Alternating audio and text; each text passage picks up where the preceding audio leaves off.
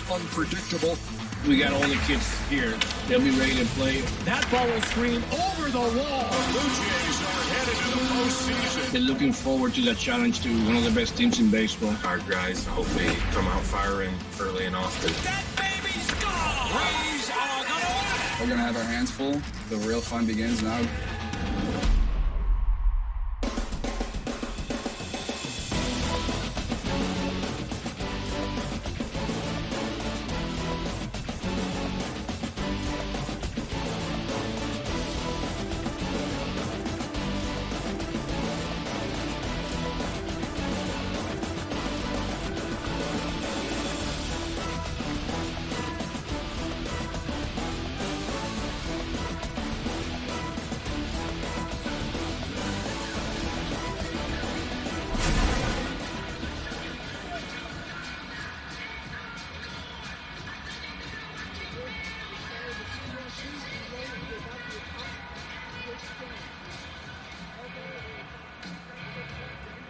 Here are the umpires for today's game.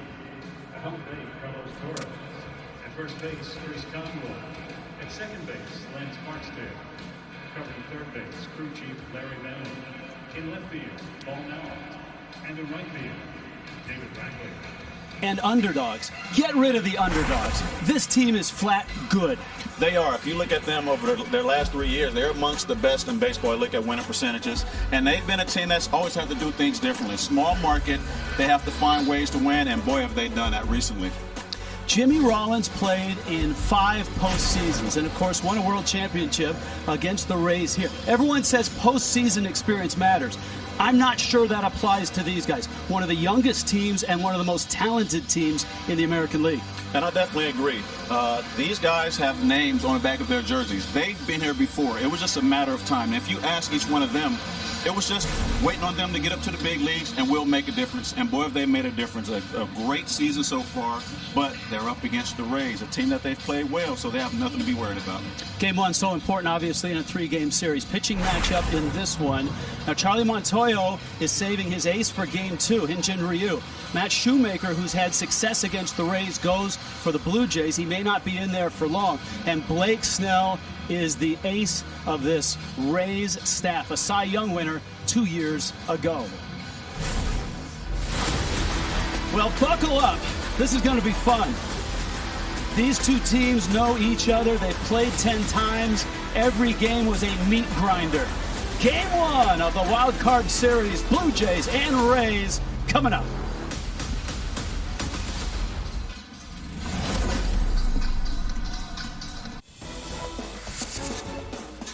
The Wild Card Series on TBS is presented by Hankook Tire. Never halfway. At 5 o'clock in St. Petersburg, you usually get some heavy rain, and we got some just about a half hour ago. Inside the Trop, ready to go.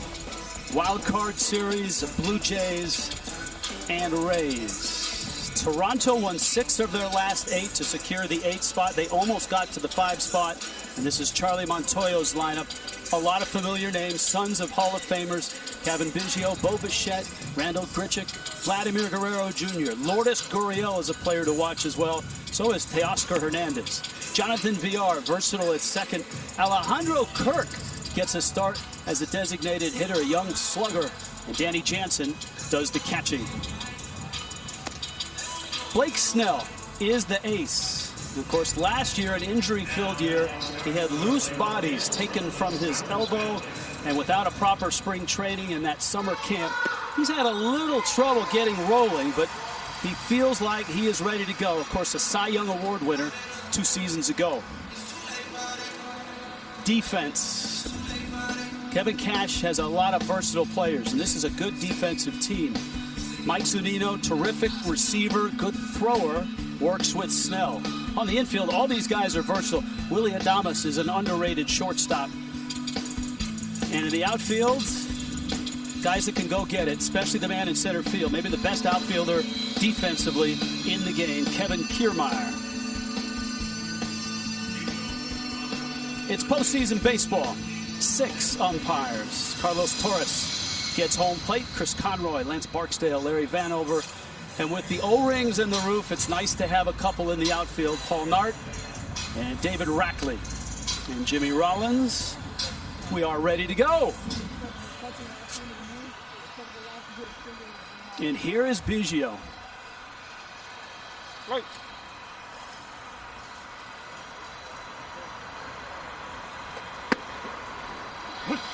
And Snell starts at 95 with a strike. Kevin Biggio, the son of the Hall of Famer Craig, just 25. Excellent strike zone command. Very patient hitter. And there's one thing to look for with Biggio. It was something I was addressed earlier. His inability to lay off the high fastball, especially with pitchers that have velocity. You see Blake coming out tonight, 95, followed up with the slider. If he's in the zone, you keep him off the bases, you make it tougher on everybody else. You get any pitcher in the stretch, they're not as comfortable. They're worried about base stealing. They have a tendency to leave a little pitch, a couple sliders spinning.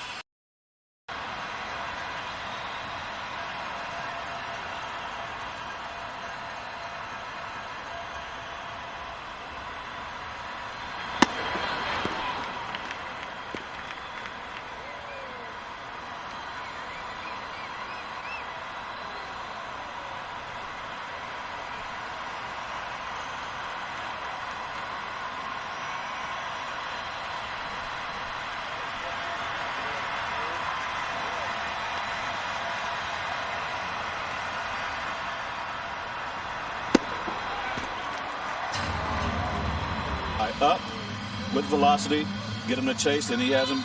He will get to the point where he'll start laying off that pitch, understanding that he can't get it. But until then, they're going to keep feeding him right there. Jimmy, scouting report on Blake Snell. What does he throw? He throws a four-seam fastball, uses that a lot. Obviously, he has his wipeout slider. His changeup he's going to use to the right-handed batters, and his curveball, just a fourth pitch. But if you look at percentages, that's his, I guess, least favorite or least used pitch. But he has them all. Whenever he needs to go to him, he can. And in this game, there's no such thing as a hitter's count. This is Bo Bichette. Now, if you're a Jays fan, a Rays fan, or you watch a lot of Major League Baseball, you know these names, you know these people. If you're a casual fan watching today, Bo Bichette's dad was a terrific hitter. And there he is, Dante Bichette. And he is a hitting consultant for this team. He's worked with a lot of these young hitters. Bo grew up right here in St. Petersburg. Didn't know that. No, went to high school just about 4 miles from the Trop. But he's behind the count 0-2.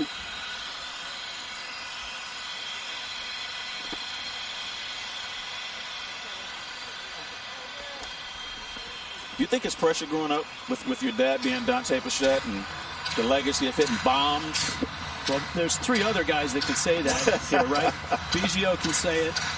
Vlad Guerrero can say it. And Lourdes Gurriel's dad was a legend in Cuban baseball. And so I guess the hope is that pressure that you grew up with allows you to get to the major leagues early and thrive. And he's done that. Up the middle. Stab there. Nice Adames. play. Oh, nice play. Gets the out. Good range, Willie Adames. Great range. I mean, did everything right. Got to the ball. Nice spin move. And if you look when he does a spin, you slow yourself down by spreading your legs out. That gives you a chance to get under control. So he gets to the ball, gets there, spins, and that spread of his legs as he gets ready to throw, that's what allows him to get something on the ball and get him in position to stay under control. Jimmy, this is a field turf infield, and what they've done now with a lot of the field turf infields is go with a full skin infield in terms of the dirt. It used to be here in the Trop that it was just little base pads. So it's as close as you can get to a real grass field with the field turf and the dirt. And here's Grichuk now. And Snell misses up. Grichuk, of course, arrived with the Cardinals. He's really found his power stroke with the Blue Jays. 31 home runs last year, career high.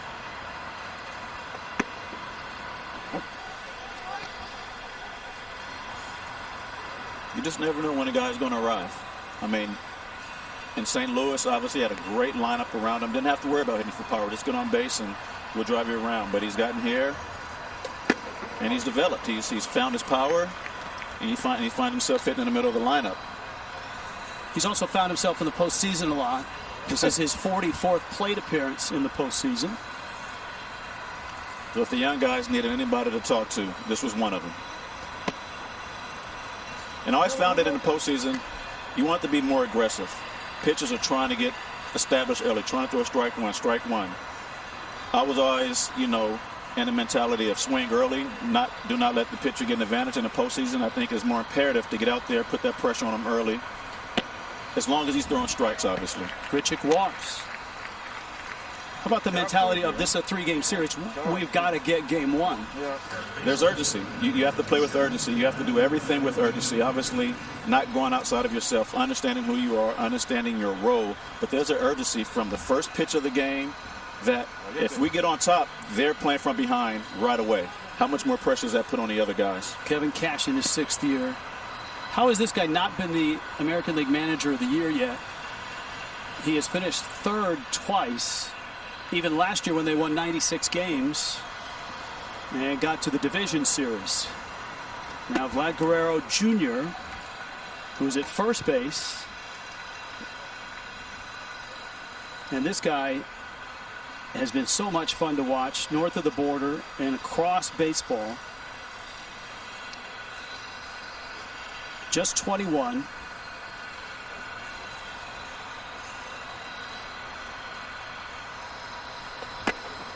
And at 14, to your point, his dad, the Hall of Famer, Vlad Sr., had him playing in the Dominican Republic against 25 and up in the professional leagues down there. He would run him into those games at the tender age of 14, and he held his own. I mean, at 14, playing against grown men, that is a huge difference. But going forward, it was more about building his confidence. Zunino got clipped on that swing.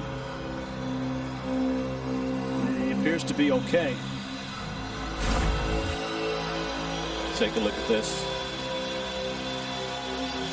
Oh, that hurts. Did you ever want to catch and deal with that? No, I stay as far away from that gear as I could. How about you? I did it one time, and I'm sure the ligaments in my thumb still haven't healed. Snell, breaking ball, gets him. Blake Snell's in the house. Blue Jays and Rays underway. Scoreless, headed to the bottom of the first.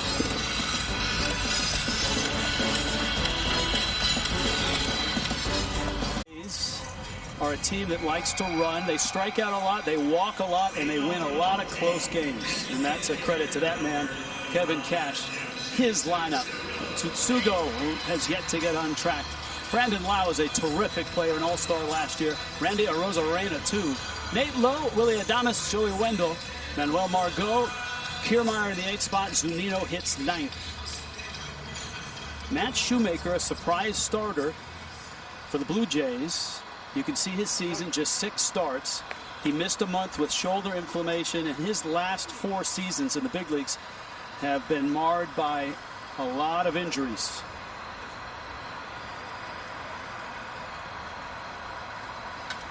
Tsutsugo going after the first pitch. Grichuk. And there's one out. This is a young team. We've established that. They're, how shall I say this, still learning defensively. Danny Jansen is behind the plate. Good receiver for Shoemaker. Bichette's the shortstop. Biggio is normally a second baseman. He's at third. Villar's at second. Guerrero's at first. Grichuk can go get him in center. Hernandez and Gurriel can throw from the corners. And by still learning, they are a work in progress defensively. The lack of a proper spring training, a short summer camp, did not help the Blue Jays defensively as they tried to iron some things out, and they're still working at it. As Lau steps in, I feel like, Jimmy, we could say for every Ray that stands in there, this guy is one of the best kept secrets in baseball. But he shouldn't be, and Brandon Lau is terrific. So it is when you play in a division when you have the Yankees in Boston getting all the attention, and I mean, what they've done, there's nothing that's really going to just jump off the paper and impress you, especially offensively with these guys. But they grind. They grind pitchers. They find ways to win games. They get on base. They steal bases. Pitchers aren't really taught to hold as they used to. So they do everything that is, I guess, conventional and baseball, I guess, its purest form do. Nothing really, can't say, special, but they do everything right. See that note right there? For Lau, that's indicative. And I know he was an all-star last year, but he's still relatively nationally does not get the acclaim that he should. Rosarena's up next. And Shoemaker with a fastball. And Jimmy, this could be a bullpen game for the Blue Jays. Shoemaker's last start was just 3 innings. And if they get 3 good innings out of him, I think Charlie Montoya will be pretty happy. Oh, who wouldn't be happy? And if I'm Shoemaker and I get 3 good innings, I'm trying to tell you, send me out there for a 4th. Against the shift, a little check swing. It's a beautiful thing. And that's a base hit. It is a beautiful thing. The oops, runner on first.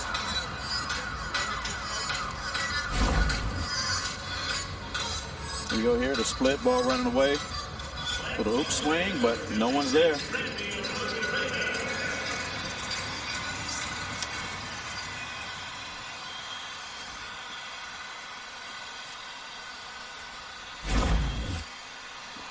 The Rays have run lately with success.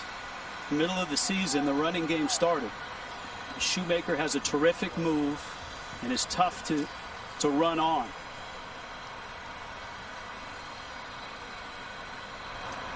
Randy Arozarena, the Cuban, takes ball 1.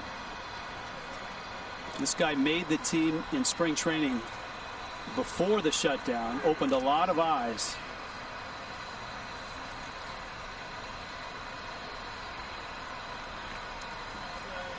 Incredible bat speed,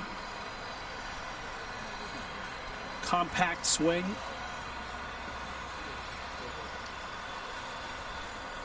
Three stolen bases for Brandon Lau.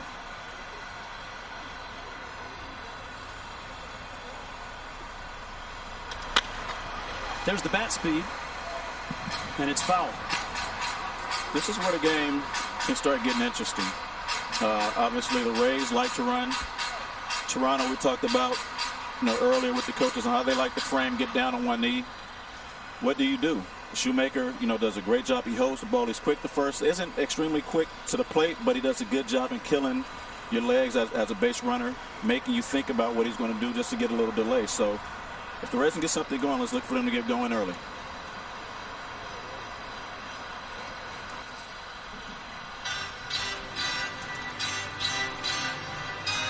Since the end of August, 34 stolen bases.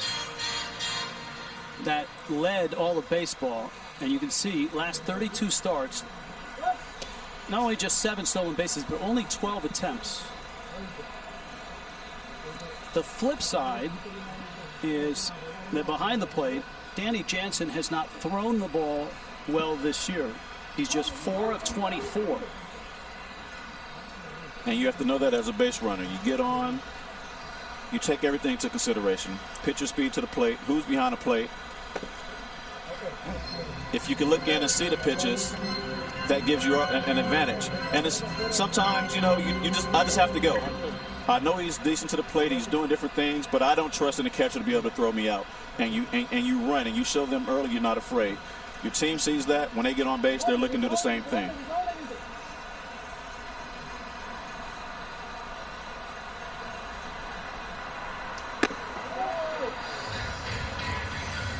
Shoemaker misses up, and it's 2-2. Rosarena's not big, 5'11", compact, about 180.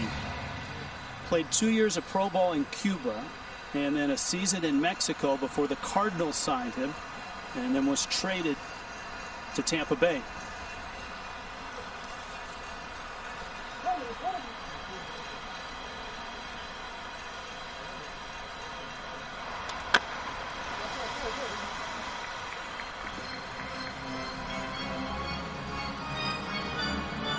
Just underway here in St. Pete. Scoreless ball game. Brandon Lau's at first. And I like to see him get a bigger lead. I mean, he's taken 1.5, 2.5 steps, not showing any attempt to run, not showing a threat, not making a pitcher think about him, not making a catcher think about him. Look, that's a part of your game. Get out there, even if you're not running, make it look like you're running. He's over there relaxed. I'm not going. On defense, I noticed that and I relaxed. I think we got it just above us. Holy smokes. Jimmy. I wasn't ready. I wasn't trying to get in front of that. I'll tell you that right now. That blew out the P right above us. I was waiting on you to show me those hops. I got to charge that.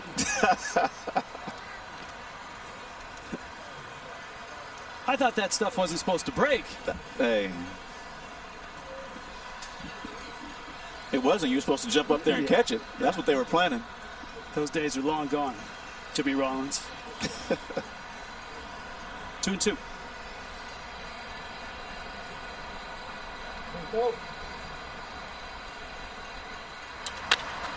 On a hop. Picked by Biggio. Turned by VR. But safe is a Rosarena. It's a nice pick down there at third base. Good feed, just too much speed. Couldn't get him at first. Even if it gets him in the chest, he's safe. But talked about their defense and them making a lot of errors, but this was a great play right here. That ball gets by them. The Rays are in business. Biggio's natural position, or probably his best position on the infield, is second base. But Charlie Montoyo and Kevin Cash are such good friends. Montoyo, long time in this organization, the Rays organization. He likes to be versatile too. He likes to be able to move guys around. And here is Nate Lowe.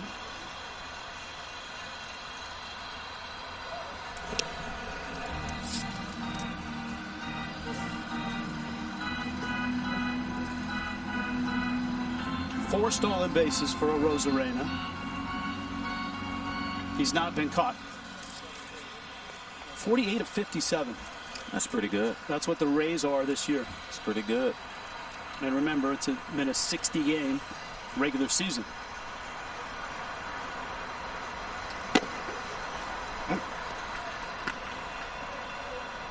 Infield is not shifted dramatically. In fact, the outfield you can see is shaded a bit towards left center. Not a big lead.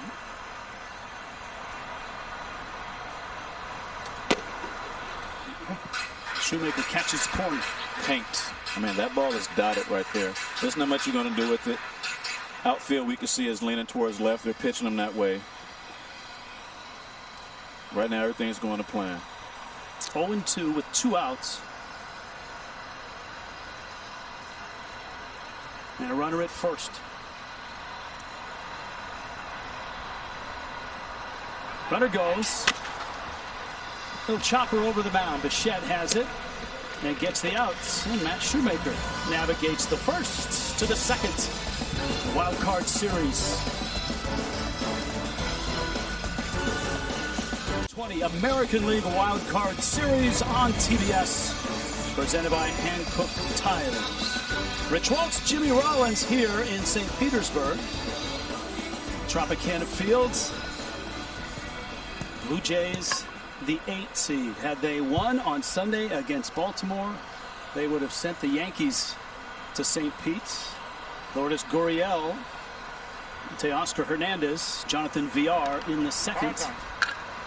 But on that Sunday, the Orioles got the only game of that series that they could win. And Blue Jays had won 6 of their last 8 to finish. In a strong way, the Tampa Bay Rays have won 9 of 11 coming in. So these are 2 hot teams. Lourdes Gurriel, his dad a legend in Cuba. Kevin Cash. Gurriel, 11 home runs, drove in 33. And some feel he's just scratching the surface. This kid can play. I mean, just his approach, his demeanor, the way it appears, he thinks his way through the game. He does all the things right, the small things. He's been clutch. He comes up with the plays. You can count on him. Hitting in the middle of the lineup, this is the type of hitter you want. RBI situations, he knows how to hit. Getting guys over, if need to, he knows he can do that. But in this day and age, you want guys with pop. He has some pop. He's quite younger than his brother Yuli, who's on the Astros. His dad, Lourdes, a gold medalist for Cuba, international star. That ball's hit to center. Kiermaier doesn't miss much out there. And there's one out here in the second.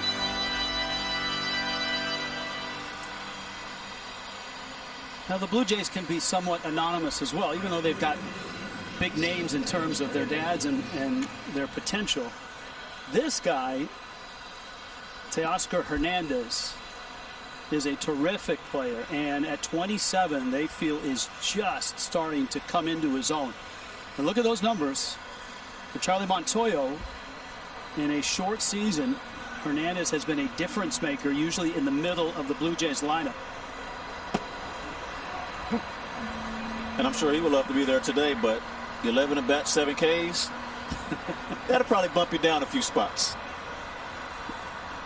But I'm sure he's, hey, look, this is the playoffs. Regular season, whatever happened, nothing counts. You had me then, now it's my turn to turn it around. You're right, against Blake Snell, 1 for 11, 7 punch outs. Count 1-1. Snell out of Shoreline, Washington, in the Seattle area. He's 27. Signed a 5-year, $50 million contract that will keep him, you would think, in a Rays uniform through 2023. And he's a big-time gamer, too. I'm not talking about baseball. I'm talking about online. Getting down with it. Got to play with, I believe, a couple years ago, my Overwatch team, and had some fun watching them do that. Now, wait a minute. Did you say your Overwatch team? Well, I'm part of it. I mean, I don't play the game itself, but I do have some involvement, What, yes. you're the GM? No, not I wish. I steal a little money out there and hope it comes back. How about that? Oh, you're an investor. Yeah, a little bit something like that. Yeah, you know. I used to play games when I was younger, and what happened is my cousin would always come over and beat me in Madden football. So one day I said, you know what, if you win, I quit. He won. It's a good take there by Hernandez on a 2-2, as we pointed out, his struggles against Snell. I almost forgot. We had a hitter up there. That's all right. I was just waiting for the strikeout. Jonathan Villar on deck. Snell struck out 2 in the first.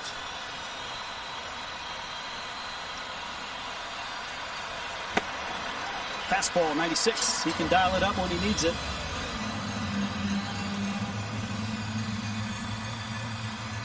So now that goes as 8 Ks and 12 at bats.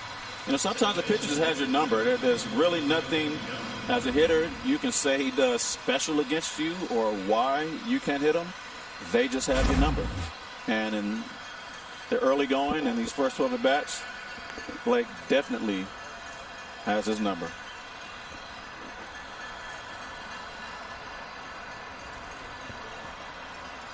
He has not been getting that deep in games. Snell hasn't. And he starts VR out with a fastball. Jonathan VR, switch hitter, opened the season with the Marlins, who are a terrific story this year, having not only a very young roster, but also having to go through a lot of the COVID issues they had. At one point, having to replace 18 players on their roster. VR now finds himself in Toronto, where his versatility helps. He fits in with their running game. He can steal bases. If you live in the Tampa Bay area, you got to be feeling pretty good. You got the Stanley Cup, Tom Brady, and the Rays. That's a lot. Yeah, the Stanley Cup final was last night. Tampa Bay won in 6 over the Dallas Stars. Second Stanley Cup. Congratulations to them.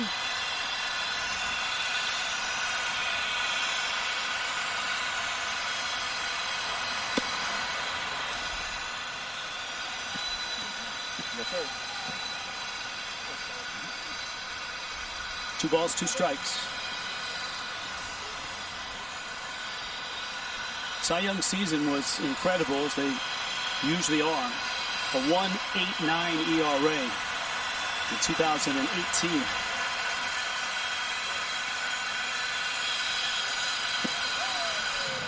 And there is that wipeout breaking ball. 4 strikeouts through 2 for Blake Snell. St. Pete crossed the bay at Tampa Bay last night. Big celebration. It got me to thinking last night, Jimmy. I asked our crack staff, our vast research staff, has there ever been a city that's won a World Series and a Stanley Cup in the same year? And as it turns out, it's happened twice. New York in 28. Now that was Yankees and Rangers. And in 33, it was Giants and Rangers. Since then, it's not happened. Obviously, it could happen if the Tampa Bay Rays get to the World Series and win it. And they certainly have the talent and the pitching to do that.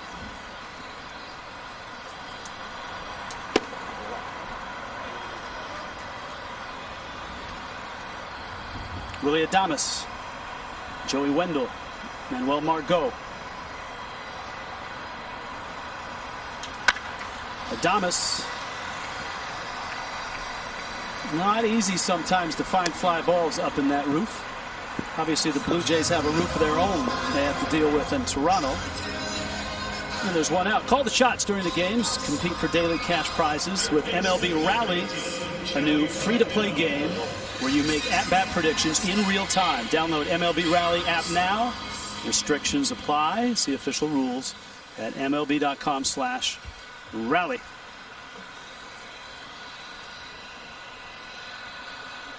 You know, managers always have reasons why they make decisions, and, you know, at the onset of Toronto and the Rays, conventional wisdom, you know, says to start Ryu. But Shoemaker has yet to lose to the Rays. So does he, in that sense, become the ace, or is he just the opener, which is a Rays way of going about it? Joey Wendell, left center field. Gurriel and Grichuk. And it's Gurriel who makes the catch. Well, speaking of that, Matt Shoemaker starting game 1. A lot of people ask Charlie Montoyo, what are you thinking here? Because Hyun-Jin Ryu, his ace, is going in game 2. And here's his explanation. He said, number 1, if he pitches Ryu in game 1, he's not going to pitch in game 3. There's no off days. So I've got to win one or the other. I'm going to pitch him in one of the 2 games. If I slot him in the game 2 spot, it gives him an extra day off. Mm-hmm.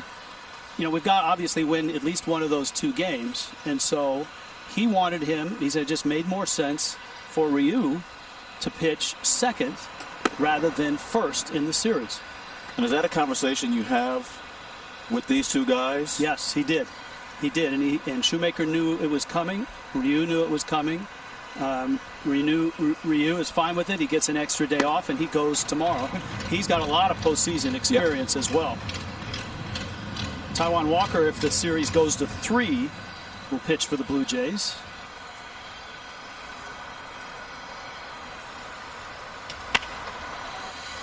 Margot gets jammed, and it falls for a base hit. Now, speaking of the 2 managers, I told you that they are close together. They were asked today if there's, I mean, look, Montoya was the bench coach for Cash, came up in this organization. Montoya was asked, hey, do you shut it down during this series, the fact that you and Kevin are so close and talk? And he goes, heck no, I texted him last night. And the text he sent last night, he said, apparently was, must be nice to be able to go Snell in game 1, Glasnow in game 2, and Charlie Morton in game 3. A little gamesmanship there. Yeah, there were probably a few emojis there as well. And some other words you probably can't say on air. Kiermaier taps it on the ground at second, VR on first. That is a 8-pitch inning for Matt Shoemaker. That makes Charlie Montoya smile under that mask. That means anything can happen. MLB has you covered on Facebook, Instagram, Twitter, and YouTube. That's an understatement, right? Never had to do anything like this. Now, there are fans in the stands, but they're actually family for the Rays and for the Blue Jays.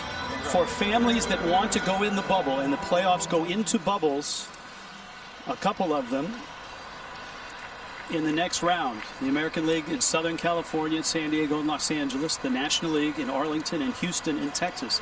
So the teams in this wild card have to quarantine or be in their own bubble in this series.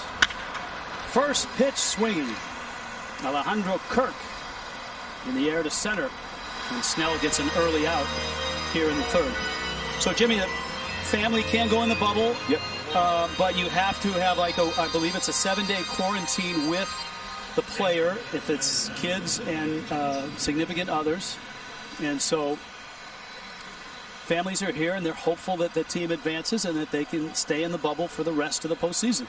Yeah, we've seen it be successful in the NBA, and I'm sure we spoke to their leadership to figure out what they got right and the adjustments they needed to make, and we're able to have some fans in, and kids can see their dads play, and wives and girlfriends get to see their husbands or boyfriends play, and dads obviously get to enjoy, mom and dads get to enjoy the games as well. So if there's any place for a bubble, this really feels like it. You look up, we're inside.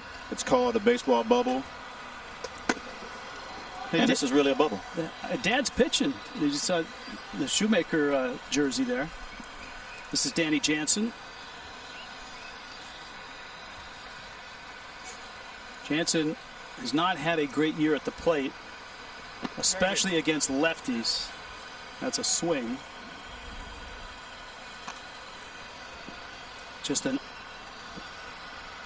It's hard to even say this average. I don't know that I've ever said a batting average of 103, 4 for 39 against lefties. But both of these managers, and there's similarities certainly between these two good friends, they'd rather sacrifice offense to have the guy they want behind the plate. Jansen and Zunino. And you have to do that for the pitcher's comfort. I mean, if that's the guy that they want behind the plate, you're going into this whole situation knowing that is the most important part of the game. We control the hitters. We control the running game. Then we'll be okay. We're giving our offense a chance. With the guys besides Jansen in the situation to do their job. Look at that. Rips one to left. And a running catch there by Arozarena. But pitchers always have guys that they're comfortable throwing to. And on that day, you understand that as a team, that not that he's in there, just for this pitcher, but he's in there to do his job. His job is more valuable, putting down the fingers, making the right calls than it is, and it's up to us to do the rest of it.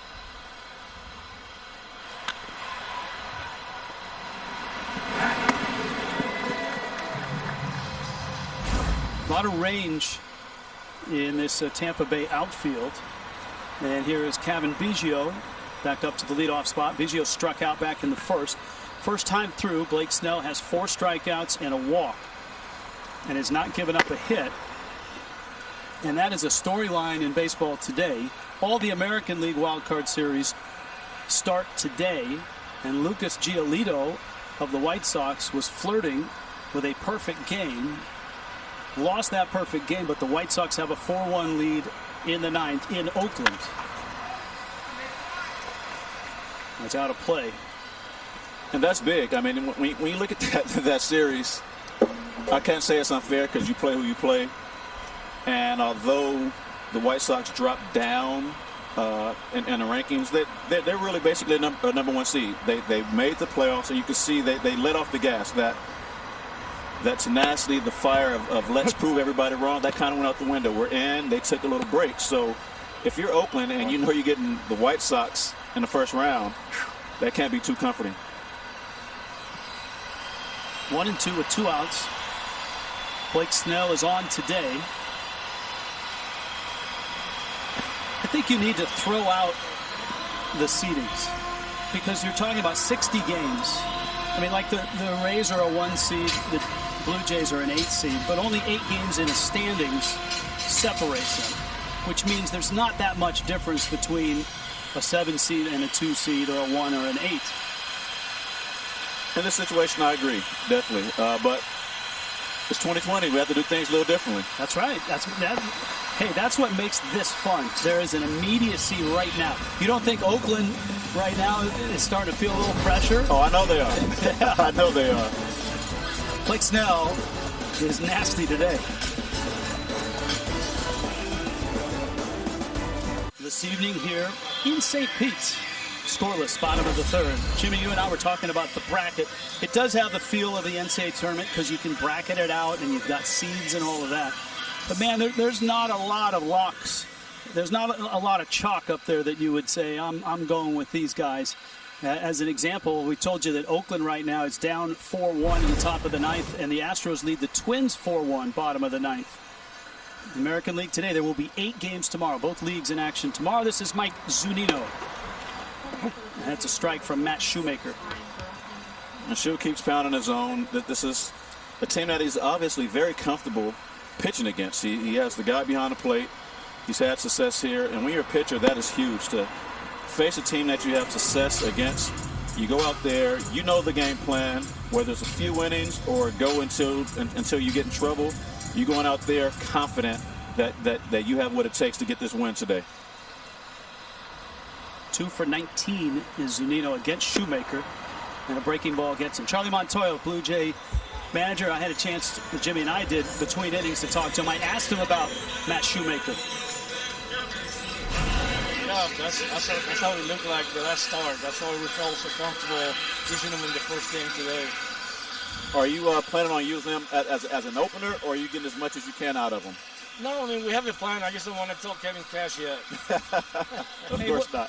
What's the most important thing you've had to get through to your team to get through this season with the COVID and all of the new protocols? Man, I tell you what, not much. These guys, from the beginning, they wanted this. They wanted to get to this point. They believed in themselves, not having a home, having tough losses and winning after those tough losses. They've been a great bunch. They believe way from summer camp that we had a chance to make it to the playoffs. Yeah, and you're here. Congratulations. Thank you. That's right, no home. Could not play. Thanks, Charlie. Well done. Could not play in Toronto. And looked at other places, Pittsburgh, Baltimore, and finally had to play at their AAA park in Buffalo, which turned into a great little ballpark. Everybody did such a nice job up there to get that field ready, and they were 17-9 at home this year. Tsutsugo strikes out, and Shoemaker right now is only 30 pitches in. Charlie Montoyo might be able to stretch this a little bit further than his last start, which was only 3 innings.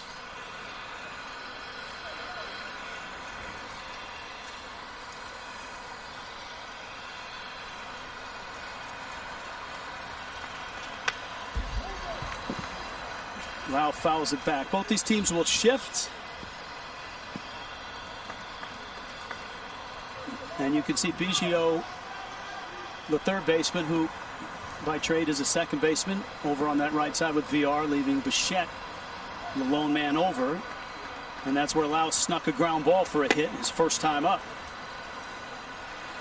And I think that's something that doesn't get talked enough about, as we were talking to Charlie. The fact that they never really had a home. They've been a road team, regardless how you look at it all year long. Probably living out of hotels or doing Airbnb short-term rentals. But never really had a chance to get comfortable. And to come out here, get themselves in a playoff position, as we talked about, in the broadcast before the game started, they're young enough that this stuff doesn't affect them. They go out there, they play, they feel they belong here. And this is just part of the program. They've been in the minor leagues. They know what it's like to ride buses and bounce around. So they probably feel better than anybody else having to deal with that situation. Well, Buffalo is a AAA outpost. And one of the things they had to do is get the lighting up to spec. So how do you do that? You got to find lighting someplace. And remember, baseball was going to play a game this year, Major League Baseball, at the Field of Dreams field? Yep. Well, they took down some of the lights that they had built, and they shipped those lights to Buffalo. So there was a little bit of Field of Dreams in the Blue Jays' home this year. Gurriel with a catch. Shoemaker 1-2-3 through the Rays in the third.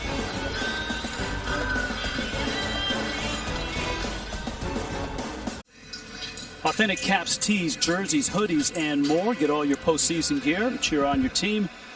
The official source, MLBshop.com. In St. Pete in the Trop, Rich Waltz, Jimmy Rollins. And a scoreless start here. Fourth inning arrives. Bo Bichette, Randall Grichuk, and Vlad Guerrero Jr. against the Rays ace Blake Snell. And Snell looks tough today. 5 strikeouts. A walk, has not given up a hit, and Bichette fouls it back. Bichette came off the injured list second week of September and has been slow to get back to where he was in the first month of the season.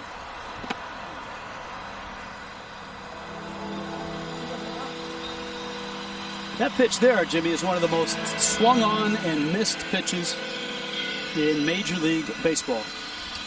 Yeah. The whiff rate of that breaking ball from Blake Snell. It's a tricky pitch. You look at the release point, it's not much different. You know he can run it up there at 96. You get behind 0-1, and you're saying he's going to try it again. And he doesn't. That's what a pitcher does. There's a reason why he won the Cy Young. There isn't anything he's going to do consistently unless you show you can't hit it. They tried to get him to even up his pitches a little more judiciously and go 25-25-25 with his 4 pitches. And it did not work. And he went back to fastballs and that sharp breaking ball. And he strikes out Bichette. Kevin Cash joined us between innings, and I asked him about what he's seen from Blake Snell so far. Just that. Glad to see that he's getting the breaking ball over early so we can get him off the fastball a little bit, but he's got electric stuff. Very encouraged with his performance through 3 innings. Are you guys looking to run? Obviously, we know that Toronto's had an issue with that, and you guys love to run. Yeah, I think you got to pick your spots, and fortunately for us this year, we've learned a lot about our base runners and what they make good decisions. So we're not going to force it, but if the opportunity's there, we're going to try to take an extra 90 feet for sure. All right, Kevin, thanks for the visit. Good luck. Thanks, guys. 2 good friends managing against each other. Kevin Cash, Charlie Montoyo. Grichuk walked back in the first.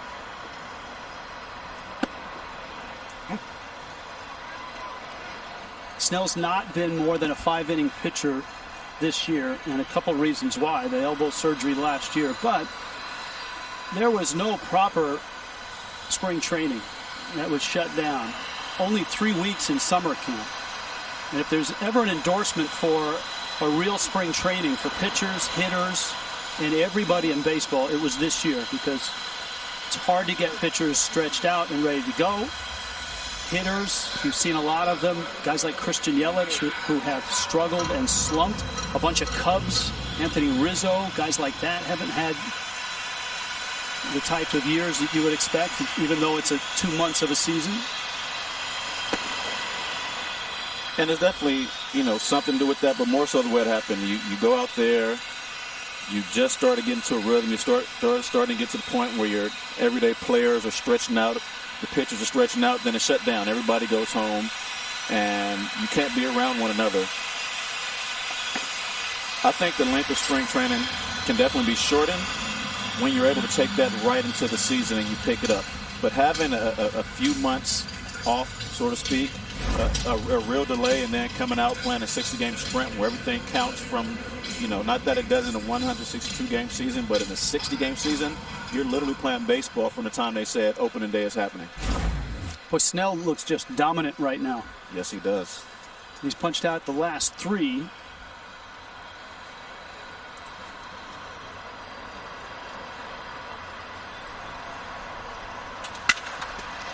Rolled up the middle. Adames. And Guerrero is out. And Snell goes 1, 2, 3. He has retired 10 straight. Break here. This is Lucas Giolito. This is a perfect game into the bottom of the 7th in Oakland. Tommy La Stella into center field. That breaks it up. Still only 2 no-hitters. 1 a perfect game in postseason history. Don Larson, of course. And Roy Halladay. Jimmy Rollins, you were along for that ride. Roy Halladay, a postseason no-no. Yes, he was. I mean, yes, I was. And it was a wonderful time to see Doc get in the playoffs and just turn it up to another level. Just when you thought you've seen everything you could see from that man, he gets his time to shine, and he did exactly that. This is Robbie Ray, and so Shoemaker outstanding through 3 innings. That's kind of what they wanted him for, is just the 3 innings, and now Ray certainly a different look.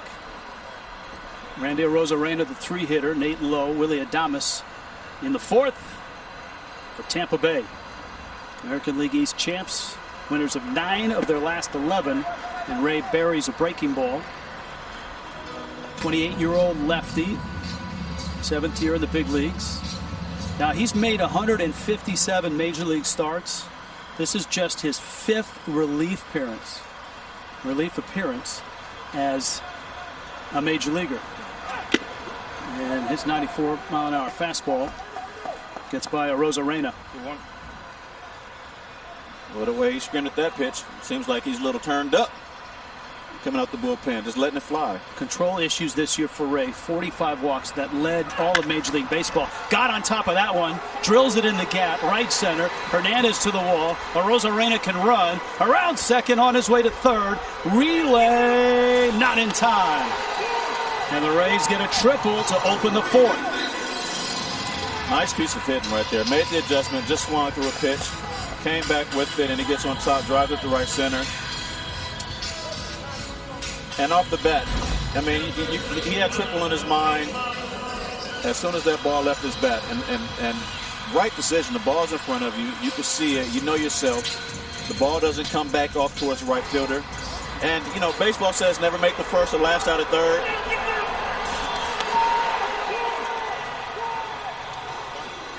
And did exactly that.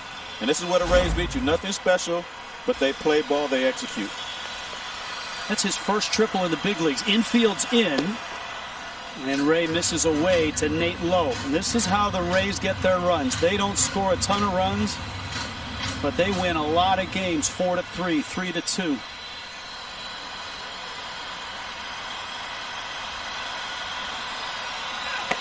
That's a strike. We told you about Arozarena's bat speed, 108 miles an hour off the bat. That was an elevated fastball on the outside part of the plate.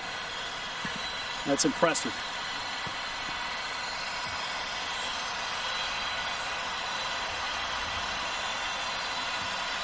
The infield still in. Ray catches the corner. Don't tell me something there, but not inside. You're walking inside. That's the voice of Carlos Torres, the home plate umpire, saying it was not inside, and it wasn't. You saw it hit the strike box.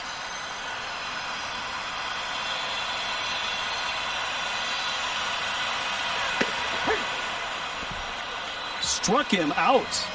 Boy, he got the inside corner and then went outside. That's a big punch out with a runner at third and nobody out. And they're good pitches. I mean, he can complain and think they're in and off, but they're not. I mean, these are perfect pitches. If you're the pitcher and you make that pitch, not that you should get that call, but it's a legitimate strike. And as a hitter, you go back and you see it, and then you have to ask yourself, what am I doing to make that pitch either look like a ball or that it feels like I can't get to it? Adames in the dirt, smothered by Jansen. Situational hitting is not something that's at the top of the list of most hitters in Major League Baseball currently. But this is a situation screaming out for it. In a scoreless game, game 1 of a 3-game series, crucial game, and an opportunity for the Rays. 1-1. And I've always felt that first out is the most crucial. When a run on third and nobody up, that first out, that's big. Because now, as a defense, we can really put the clamps on. We can come all the way in and put a lot more pressure on that hitter. And he sees that. The hitter, you see it. You're looking for a pitch to drive, but no longer a ground ball, to the shortstop or second baseman is an automatic run. You feel that. So you have to work your way through it, and that's where the spring training does come in, working your way through these situations. But you've had them all year long. You have to find a way to get it done. Adames takes out. You saw the numbers. He's the best the Rays have with the runner in scoring position. Right now, just a ball through the infield or a ball in the air to the outfield. Rosarena can really run at third base. And you see the infield is in, and VR is over the middle.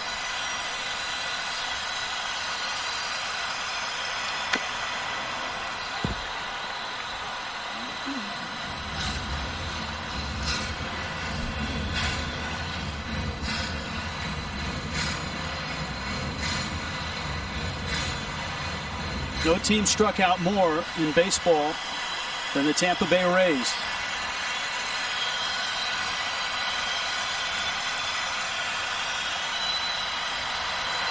Despite that, they were creative enough and effective enough in other areas of their offense to go 40-20 in this 60-game schedule. Best record in the American League. And there's a reason. They grind. They grind. They grind. They find ways to get it done.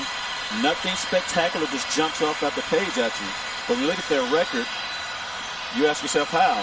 In these situations, they execute. Ball gets away. Rosarena coming, and he scores. And they run the bases well. They run those are things you have to do. Many times we've seen the base runner hesitate because you don't see the ball, but anticipating the ball in the dirt gives yourself a chance to score, and that's exactly what happened right here.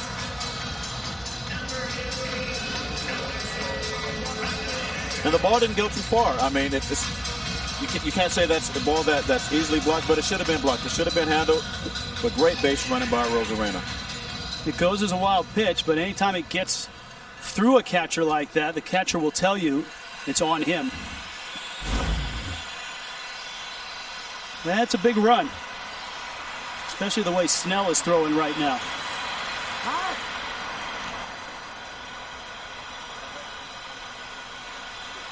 And this is where I like to see the Rays, if they have the opportunity, to be aggressive. Put the pressure on them now.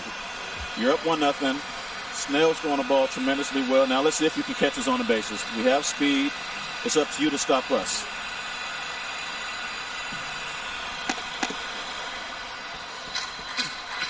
Joey Wendell takes up. Joey Wendell is sort of a Ben Zobrist type, not as athletic as Zobrist, but of course Zobrist, who is such a terrific Swiss Army knife of a player for the Rays. Wendell can play everywhere. Good solid hitter. That's the thing about the Rays. They have a lot of guys like Wendell who are just good ball players. And that's more like, I mean, the game of baseball has definitely turned towards that, not necessarily looking for a specialist. You're a shortstop, you're a center fielder, you're a corner guy. But what can you do? Because we like to run different lineups. We know the game of analytics. Put the guy here. We got to get him in a lineup. Where can we put him? Where can he play? So the more versatile you are, the more opportunities you're going to give yourself a chance to play and do something special in this game.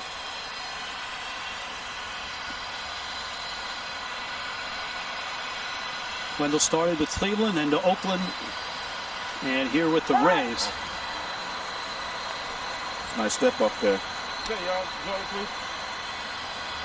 Remember, we told you the Rays like to run. They've been really successful at it, especially from the midpoint of this season on. Shoemaker holds runners very well, but he's out now. Yep.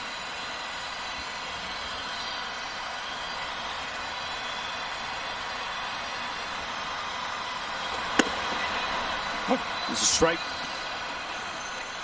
And if you look at Willie over there, he's looking like he's waiting for an opportunity. He's reading the pitcher. What can I see? But I like the fact that he has an aggressive stance over there. He isn't just over there hanging out at first base. I'm talking to Vlad, but when it's time to go, what can I pick up on and look for a pitch to go on? Struck him out. Wendell caught looking. Well, Ray has struck out the two lefties he's faced in this inning. And here comes Margot, a right-handed bat. It's just something the lefties aren't picking up. Nothing special. He's hitting the spots. Not necessarily over middle plate, throwing to the corners, throwing to the axes, the high. High corner, low and in. But the lefties haven't seemed to pick him up so far. Didn't matter to a Rosarena, though. Margot dumped one into center back in the second. Now with 2 outs and a run across, if you're thinking about running for Adames, who swiped a couple bags, now is certainly a time you'd consider. And Ray has given up 6 stolen bases out of 7 attempts.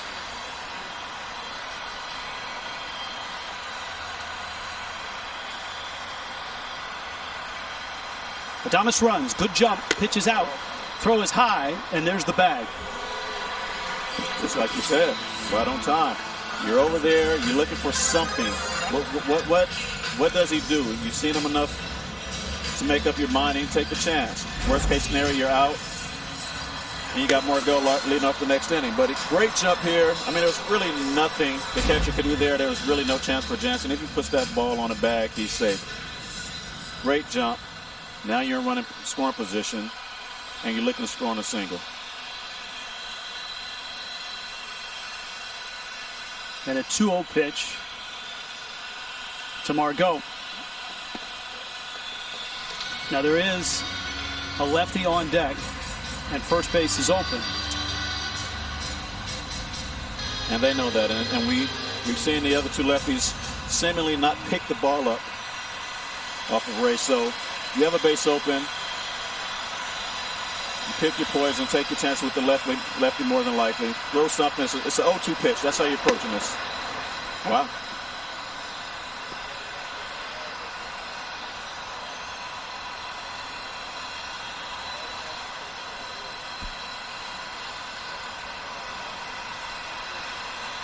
Kiermaier waits. Rays have the first run on a wild pitch.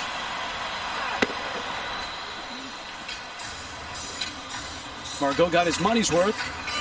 Good 3-1 cut. And Ray's coming right after him. He's not showing any fear. He's coming right after him. Robbie Ray in relief.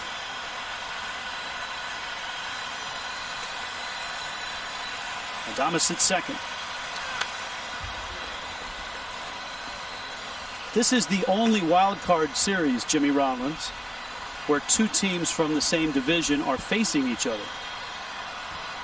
Kevin Cash, Charlie Montoya, not only great friends, but man, they've seen a lot of each other. 2020's been one heck of a year. Rays won 6 of the 10, but they were all tight games. Yeah. Toronto knows that. Tampa Bay knows that. So you come into this, both teams very confident. If you're Toronto, we've played them well all year long. If you're the Rays, we've beat them all year long. That's how you have to look at it. That's one of the other, people talk about who's the favorite in this. The Dodgers certainly are the favorite in the National League, but how do you know which division was really good this year? Because nobody played anybody outside their corridor, right? Right. In the East, you played, if you're in American League East, you played your American League East buddies, and then interleague you played the National League East. Central didn't play anybody but Central. High pop. Jansen trying to find it, and he does. But Tampa Bay is on the board first. Rosarena scoring on a wild pitch.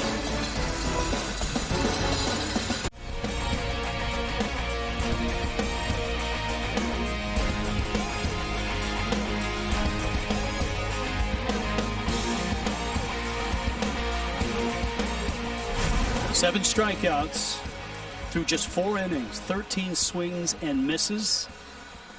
The postseason record for the Rays is 9.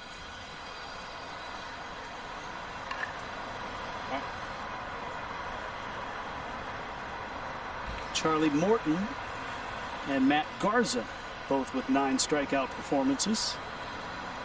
Lourdes Gurriel, Teoscar Hernandez, Jonathan Villar.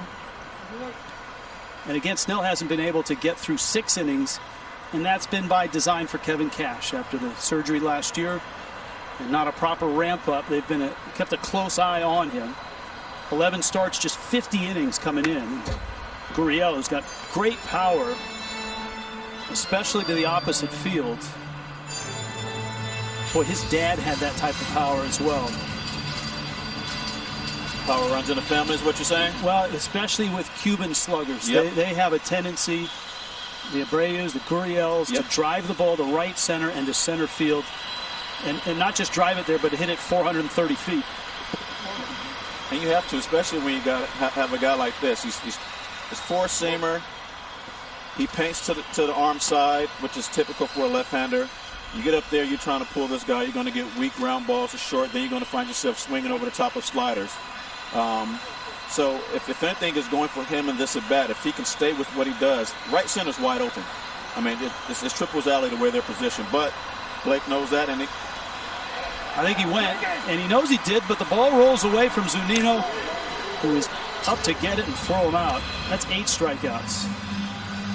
If you're just joining us and you haven't seen enough Blake Snell, let's do a little StatCast powered by Google Cloud.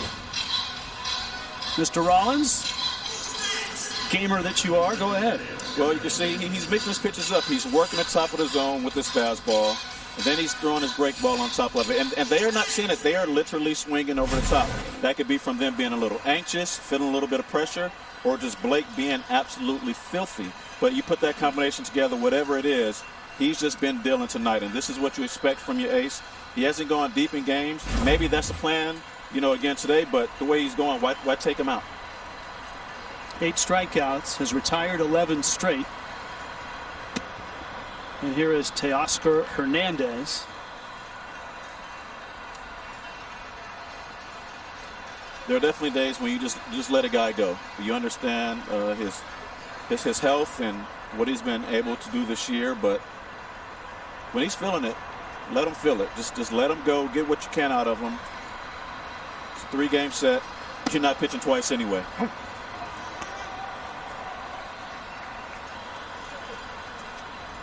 Ball in a strike. Hernandez reminds some Blue Jay folks of the timeline of Jose Bautista. And not necessarily that he reminds him of the player, but remember when Bautista came aboard in Toronto, he was not an accomplished slugger. He was a utility guy who didn't hit much in a couple places, much like Justin Turner when he went from the Mets to the Dodgers. And then Bautista blossomed at 27, 28, and had a great career. You get his chance to play and run out there every day, not worried if I go 0 for 4, 0 for 10, am I playing the next, the next couple games? These guys, JT, I got to play with. I admired him and I liked him when he was over in New York. Joey Bats, the years playing against him in Pittsburgh, they just weren't getting in the rhythm and found a home. But they found a home and they flourished. JT still going at it. And sometimes you just need a place to get comfortable. You're going to be here and go at it. Well, just like Turner changed his swing, Hernandez kind of has changed his approach. He's watched Bichette's toe tap and leg lifts. And so he went to Bichette's dad, Dante, who's here and is a hitting consultant and coach for the team, and said, teach me what you taught Dante. Or both. And part of that is a 2-strike approach where you keep the foot on the ground. And you saw that he kept it on the ground and he draws a walk. And so the run stops at 11 straight for Snell. Yeah, when you put the toe on the ground, it just simplifies things. You're not trying to do too much. It keeps you from trying to get too big. But kudos to him for taking that step to going over to Dante and saying, teach me, I want to learn. And then adapting that in season to what's going on. It's hard to make adjustments as is, but when you're doing it during the season, you're learning something new and you're trying something and you have success. Kudos to you for allowing yourself to learn that. VR, a chopper, Wendell, one there, Lau's turn in time. No problem for Snell. Another strikeout, another quick inning. Halfway through, Rays a 1-0 lead. You're watching the 2020 American League Wild Card Series on TBS, presented by Hankook Tire.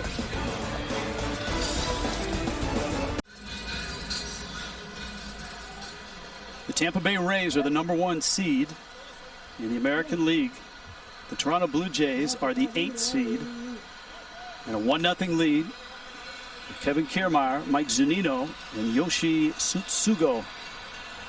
Halfway through, Robbie Ray is pitcher B after Matt Shoemaker went the first 3 and looked really good doing it. Ray ran into trouble with the triple to Arozarena, who would score on a wild pitch. That's the only run of the game.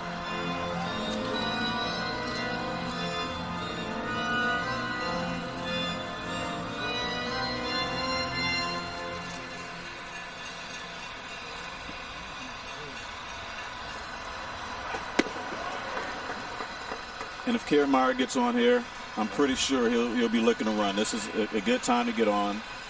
Well, if you're on, to run. You got guys in at the bottom of the lineup and the top who aren't necessarily trying to cover off the ball, but you get yourself in on base, get in scoring position, and then play a little baseball, get them over, put yourself right back in the driver's seat with a runner on third, 1 out, and a chance to go up 2-0. But you can't steal first. Though the Rays do walk a lot, they're just an odd combination. Most strikeouts in baseball, second most walks in baseball. And that's one of their secrets. They get on with the walk. Kiermaier lines it foul.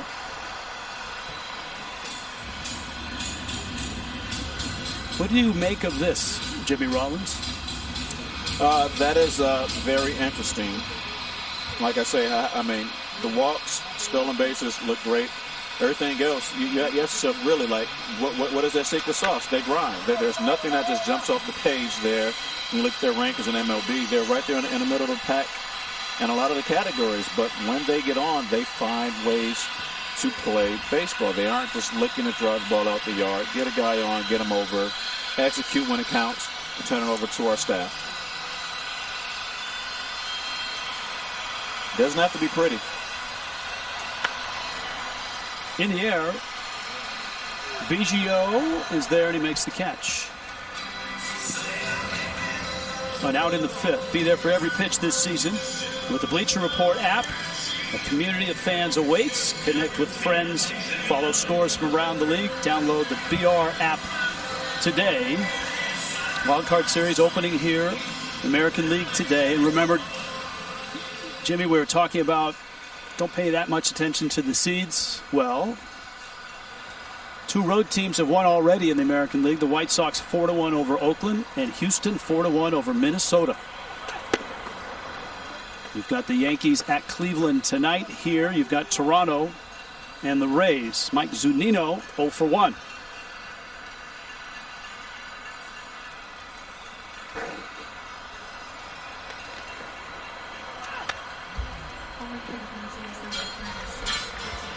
I just find this one thing interesting.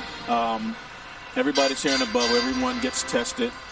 And the only players that are allowed to touch the ball consistently are the pitcher and catcher. Ball goes into play, touches hands, they throw it out immediately. Just extra precautions, I guess, they're taking. And when you look at basketball, for example, I mean, the ball goes back and forth, dribble, shooting, passing. Everything works out fine. So I just wonder what's the theory behind of throwing the ball out after it leaves either the pitcher or catcher's hand.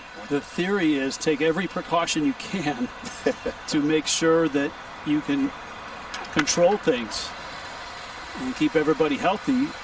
That's going to bring Guerrero over and back, and he overran it. There's a tricky corner there in foul territory. And that's part of that youth. That's part of the youth.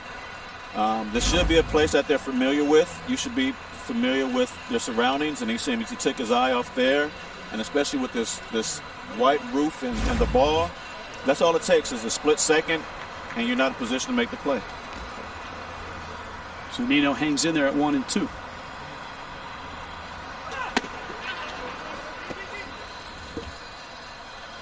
Fastball is up. This is, ever since this opened, has been a really unique Major League venue, not just for the roof, but the supports of the roof.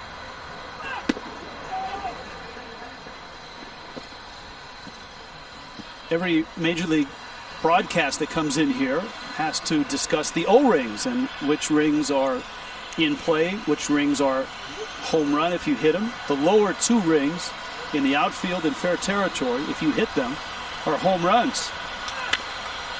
Chopper to third. Biggio backs up, loads up, and gets the out.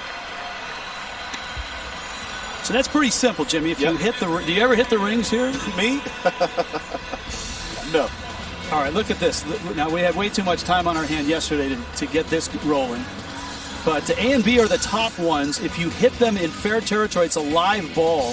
If it's foul territory, it's a dead ball. And then C and D are the lower ones in the outfield. You hit that in fair territory, home run. Foul ball, dead ball, no play. I've actually had to catch one out in left field coming off the speaker out there.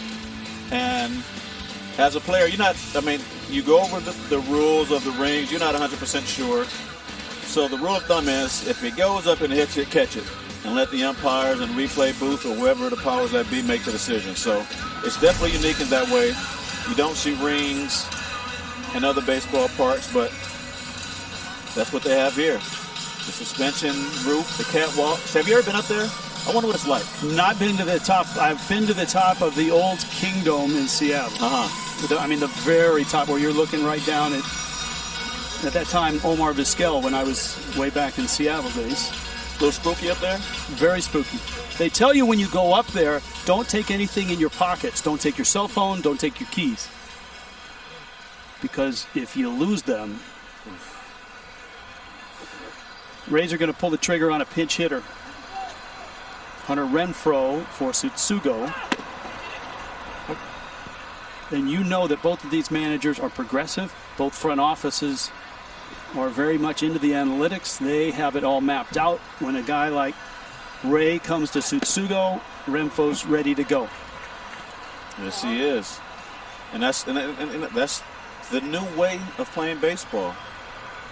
They make a move, we can counter it immediately. And these things are thought out well ahead of time, as you said. There are no surprises. The player knows it. No swing there. They give him a chance to be prepared. Hey, this lefty comes in, you're in at this point. This righty comes in, you're in at this point. So as you're watching the game, as you should be on the bench, looking for your opportunity. When is it my call? And if it never happens, then it doesn't happen. But you stay ready. You're not caught by surprise. And that's putting the player in position to be successful.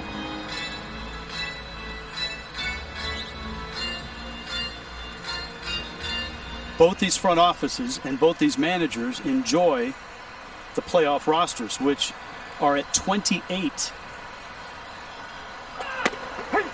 Got him. Robbie Ray strikes out Renfroe. That's a 1-2-3 inning. 5 in the books. Game 1. Wild card series. 1-0 Rays. This is Randy Arozarena getting on top of a 94-mile-an-hour fastball. And that was a triple for the Rays to lead off the 4th. Robbie Ray's pitch got by Danny Jansen. And that's the only run because this guy has been lights out. Blake Snell has punched out 8. He is not allowed a hit. And so for the second time today in this wild card round, Lucas Giolito took a perfect game into the 7th in Oakland. White Sox beat Oakland 4-1. Here, Snell, a no-hitter through 5. Alejandro Kirk takes a strike. He hit the first pitch and he hit it hard for an out to center. This guy never played a game above single A in the minors. Got an opportunity with the Blue Jays and he is absolutely raked since he got to the big leagues. Yes, he has. And I mean, what a ride for this kid. Just to come up and stick around and find yourself starting in the first game of the wild card series. I mean, we had a pitcher, Kyle Kendrick, back in 2007. Same thing, never pitched above A ball. He came up there, and I'm not sure if he lost the game when he first came up. If so, just one. But he came up and he was dealing. No one knew what he was. We didn't know who he was. We never knew what we were going to get. But he stuck around. So hopefully this kid has the same story. Stick around, do some special things, and there goes the no-no. Into right field. And that's a base hit. No hitter over. Kirk is aboard. Jansen next, and then Biggio behind him. This guy is 5'8", 265, maybe 270. He's sort of a Pablo Sandoval type. The body does not indicative of the athleticism, and he has become a favorite not only to Jays fans but in that clubhouse. And you see why. I mean, you cheer for guys like this. I mean, to come up with this opportunity, to fill a position, and not just do well, but to do exceedingly well.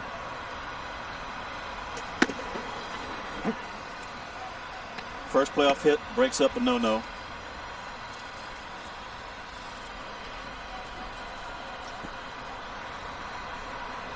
I know his parents have to be proud. I think you're going to see a lot of him in the big leagues in the years to come.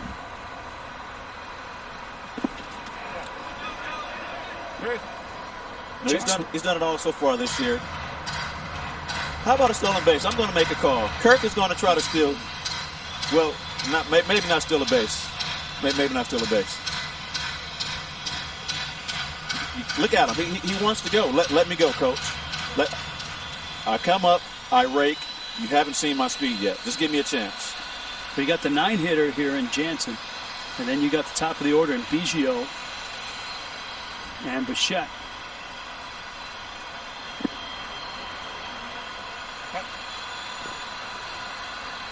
Jansen, and we've noted his struggles at the plate, line to left back in the third.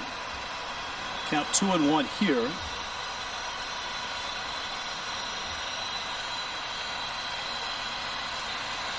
Well, Jimmy, that 5-foot lead. He's trying to lull him to sleep like Yachty does. I mean, but for real though, I mean, in all honesty, he could take a lead like that and just start walking and no one even notice.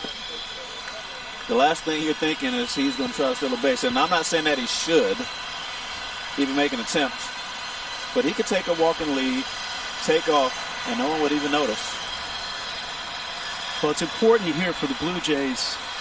Now, obviously, they're trying to score a run, but just get the pitch count up with Snell as much as they can. 74 pitches in. He just gave up his first hit. He has struck out 8.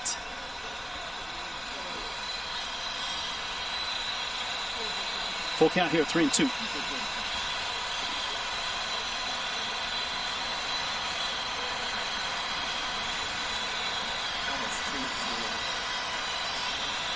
And a correction on the count. We have it at 3-2. And it looks like down below, Carlos Torres just turned around and said 2-2.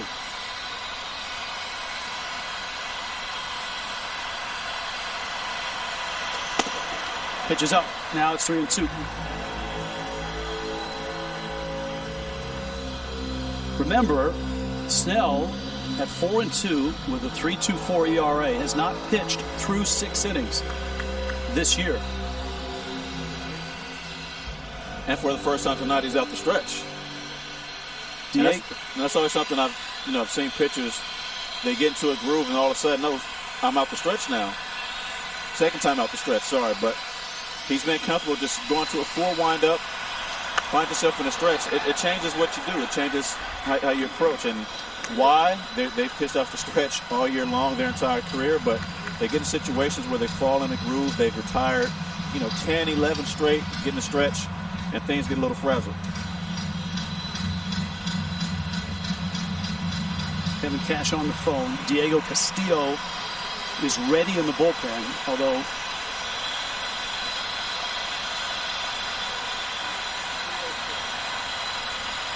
now the 3-2. Fastball sent in the air to right. Margot is there, and he makes the catch. This would be game 1. Tomorrow, game 2. Blue Jays Rays continue the American League Wild Card Series from the Trop right here at 4 Eastern on TBS. And you can listen in on ESPN Radio. Full schedule of postseason action is available at MLB.com. Pitching matchup tomorrow. Hyunjin Ryu, who is the ace of the Blue Jays. Charlie Montoyo wanted to give him one more day off. Slotted him in the 2 spot, and Tyler Glasnow. All of 6'8". Elbows and knees, and 98 coming at you. Now Biggio has struck out twice.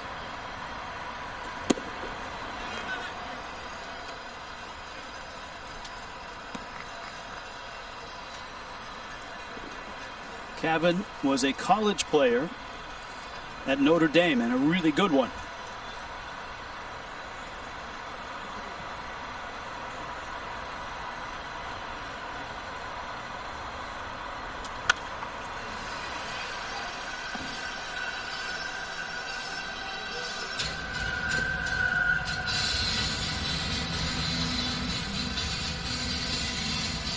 Cavan once again finds himself 0-2. And if I'm him, I have to think he's going to try to get me with the fastball up, right? That's my struggle. This is where you have to find within yourself. Stay within the plan. Shrink the zone a little bit. Don't start chasing. Just because you're behind, still have to make that pitcher work. 0-2. In the dirt. Bichette and Grichuk, right-hand bats to come. You saw Kevin Cash get on the phone, and the call wasn't to get someone else up. The call was to make sure that Castillo was ready. So there's a possibility this is the last hitter, as odd as that feels to say when the guy just lost a no-hitter in the 6th inning. Because of his workload this year, the injury last year, and the odd season this year.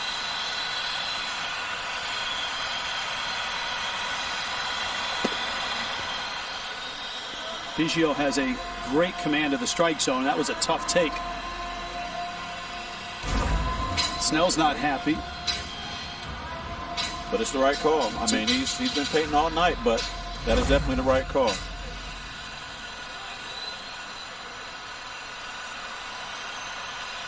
Good call by Carlos Torres. Kirk is still at first.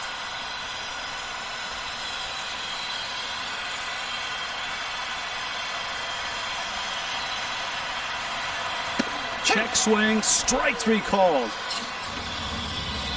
3 strikeouts of Biggio, 9 strikeouts now for Snell, and here comes the hook.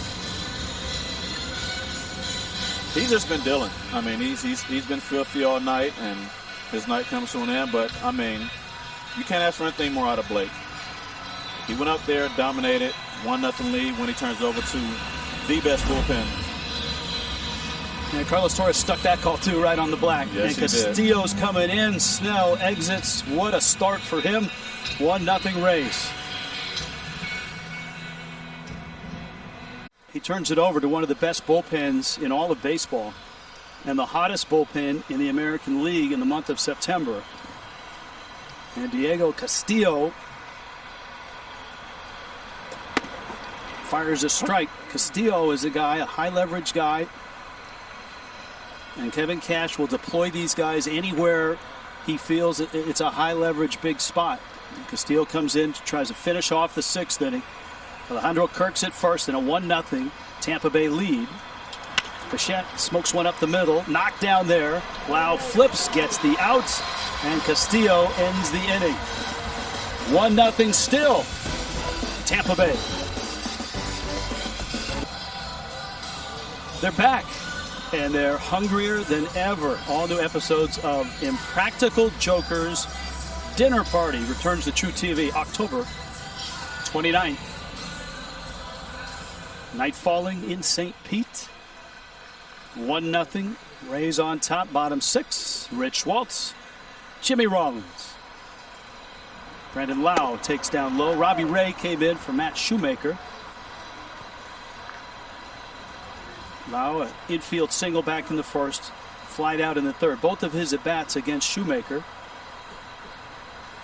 Randy Arozarena and Nate Lowe, 2, 3, 4 in the Rays order. You got it? I got a text from a friend of mine talking about Arozarena facing lefties.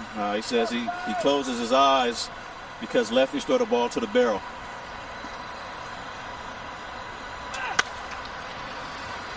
Klaus sends it out on the infield.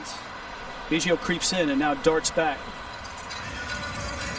Well, we told you that the bat speed is impressive from Arozarena. Let's do a little stat cast. How about foot speed? That's moving. I mean, that is absolutely flying. 29.7 feet per second. That's getting it. They think they really have something here in Arozarena. The Cuban, who played a couple years in Cuba, just lit it up in the spring and opened eyes. He's actually 25, my bad. Signed with the Cardinals, traded to the Rays.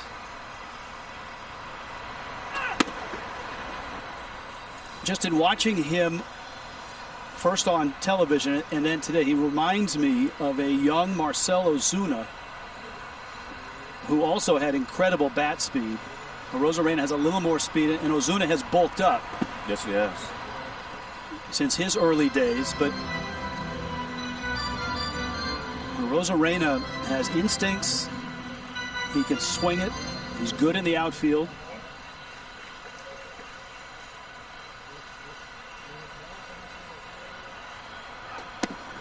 Kevin Cash said he eats fastballs.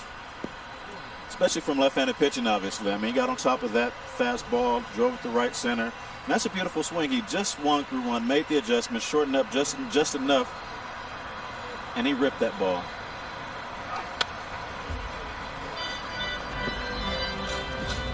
And when you see young players making adjustments pitch to pitch, at bat to bat, that's when you know you have a ball player. He's someone who studies the game, who knows himself, and knows how to get himself back on track. And so far, that's the difference in his ball game.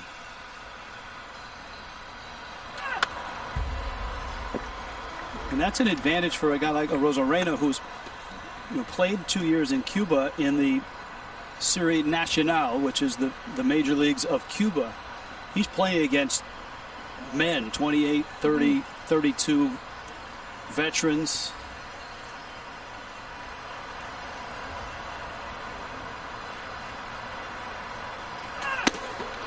Oof. Robbie Ray dials it up and throws it by him.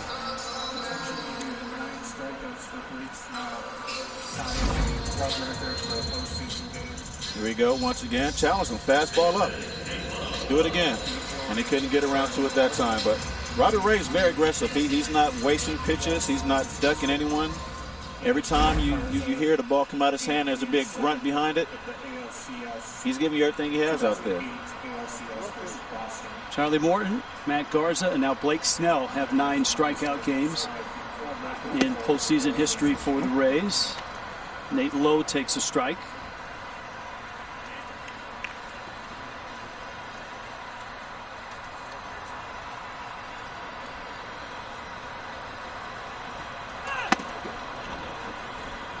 Robbie Ray is throwing the ball well.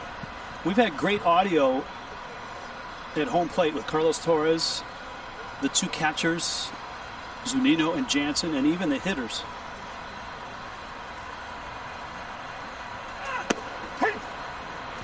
Got him. Outside corner.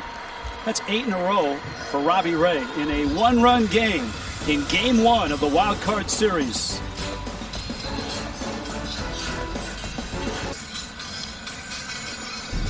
Welcome back to the 2020 American League Wild Card Series on TBS, presented by Hankook Tire.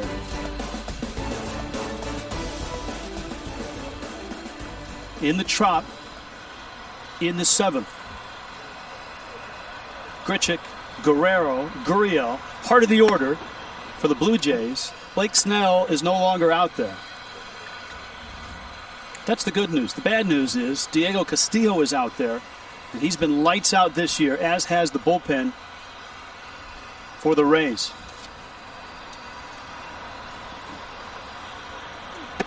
I know that it's only 2 months of a season, but this number just jumps out. The usage of the bullpen, this is where these 2 managers really start to mix and match. The Rays, when they mix and match, are darn near perfect. 28-1 when leading after 6. And a swing and a miss, and Castillo gets a strikeout. Normally, Jimmy, that's the number that you look at after 8 innings. But if you're 28-1 after 6, that tells you the back end of your pen is brilliant. And that tells the other team we have to go get him early. It makes it a 5-inning game. You know you have the starter, and if you don't get to him, the guys that they bring him after him aren't giving up much. You know that, and they know that. So it's already enough pressure playing in the postseason. But when you have a bullpen that has been this dominant, and you're the other side, you're on the other side of that down a run, it can seem like more like 3 runs as opposed to just 1. Now Guerrero. Ooh. Sounded like it hit him, and it did. And a base runner for the Blue Jays.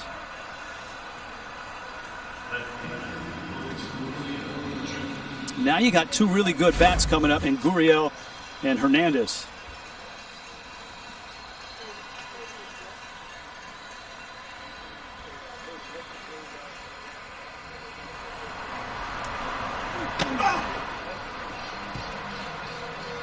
That's just a lot of movement. I mean, ball, arm side run, and at 97, that ball moved probably about 2.5 feet.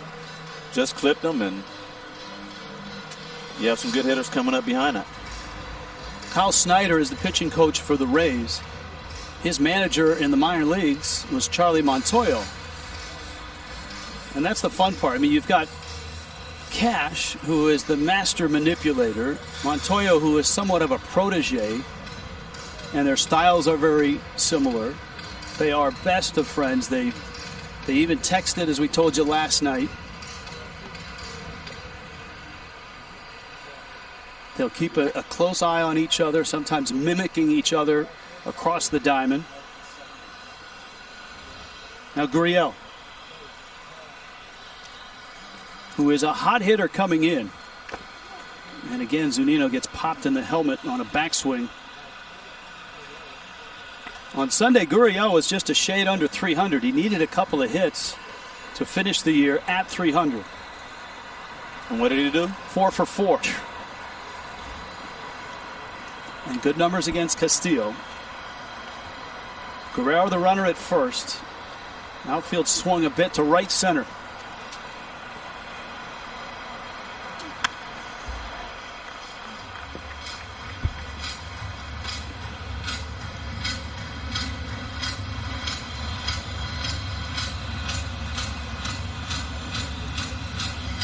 Bullpen in motion. That's the next guy up, and he's almost unhittable this year. That's Nick Anderson.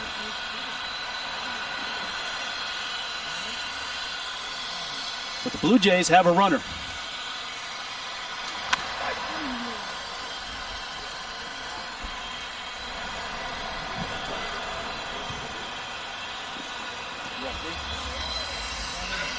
I think we used the word meat grinder to describe the games that these two teams have played against each other this year. Yeah.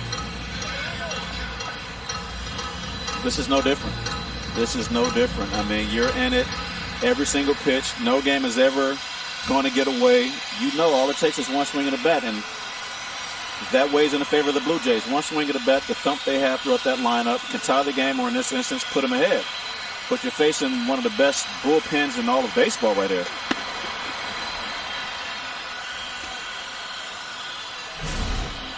Now, look at this. This is so typical Tampa Bay. The season series, they won 6 of 10, but look at the numbers. They're weighted towards the Blue Jays. 8 games decided by 2 or less.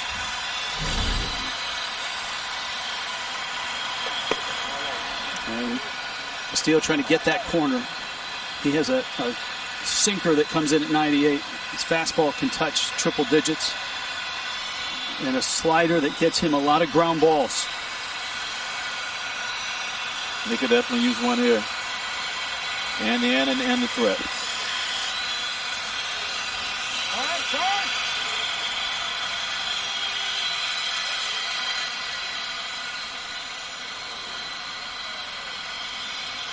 You can hear the crowd really, the crowd noise really picking up. There are family members here. Up and in.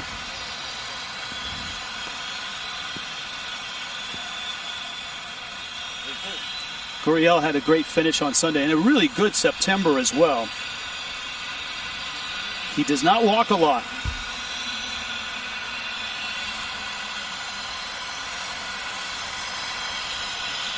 Full count, one out. That's Guerrero at first. Not running. Swing, and he somehow got a piece of that. That looked like it was in the glove of Zunino. And Gurriel stays alive. We've seen that a couple times tonight. You know who's the master of that? Yadier Molina. I mean, he will throw the bat at anything and somehow find a way to put it in play, foul it off, and extend it back, give himself another pitch.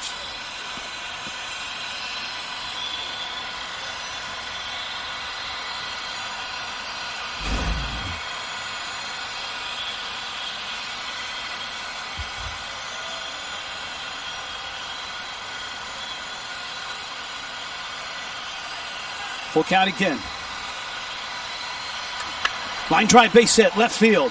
And the Jays have a hit, and runners first and second with one out here in the seventh. That's a terrific at bat by a young hitter in a big spot, Lourdes Gurriel. And I mean young in terms of major league time. Here we go. He extended the bat, get a slider, just sitting there spinning. And this time throwing the bat paid off. Threw the bat, next pitch, gets a single. Now the Jays are in business, something they haven't been all night. And, as we expected, Kevin Cash pulling some levers here. Going to that bullpen. Anderson comes in, first and second for the Jays.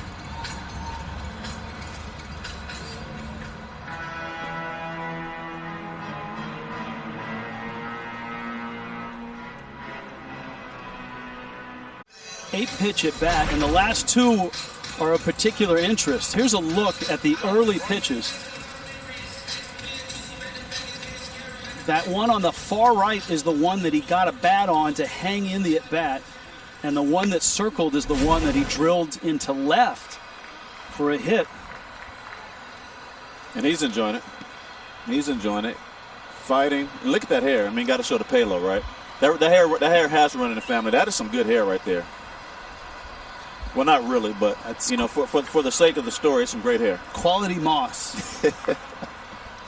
So, the Blue Jays have chased a really good reliever in Diego Castillo, and what they get as a reward is an even better guy, numbers-wise. Nick Anderson has had a phenomenal year. Teoscar Hernandez. Pitch is a strike. Hernandez, a strikeout and a walk. Anderson is 30, and he didn't play affiliated ball, that's minor leagues with a major league team attached, until he was 25. 3 years of independent ball.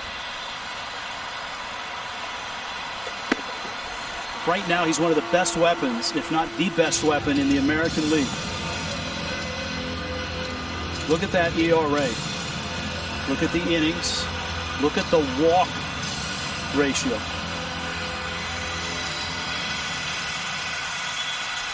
That is just filthy.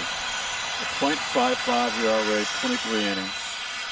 One home run, 23 Ks to just a few walks. Hernandez doesn't chase. Anderson started last year with Miami. Ended up with the Rays. He was outstanding in the postseason last year as well.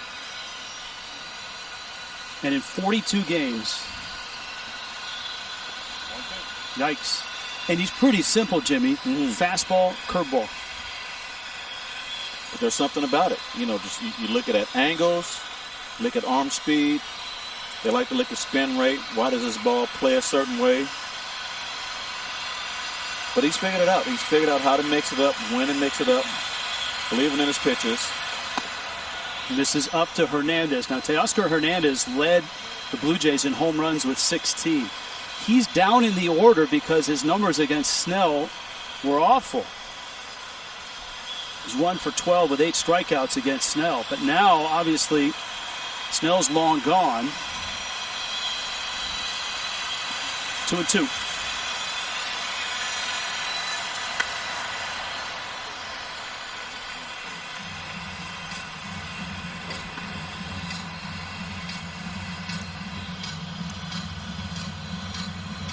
And these are situations when I would always refer to Charlie, and he would preach it over and over and over and over again. It's not how many you get, it's how many you get when they count. And it doesn't matter that he struck out twice against Snell and he was dropped to 6 in the lineup. Now he's in the right position. You can go 1 for 3, put your team ahead. You go 1 for 4, 1 for 5, give your team the lead, and you've done your job that day.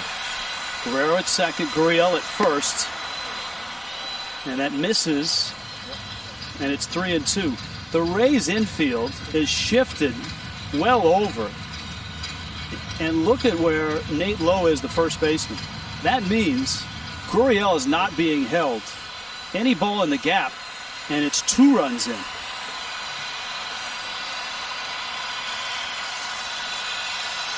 Three-two. Little pop-up right to that side. Infield fly is called, and Lowe will catch it.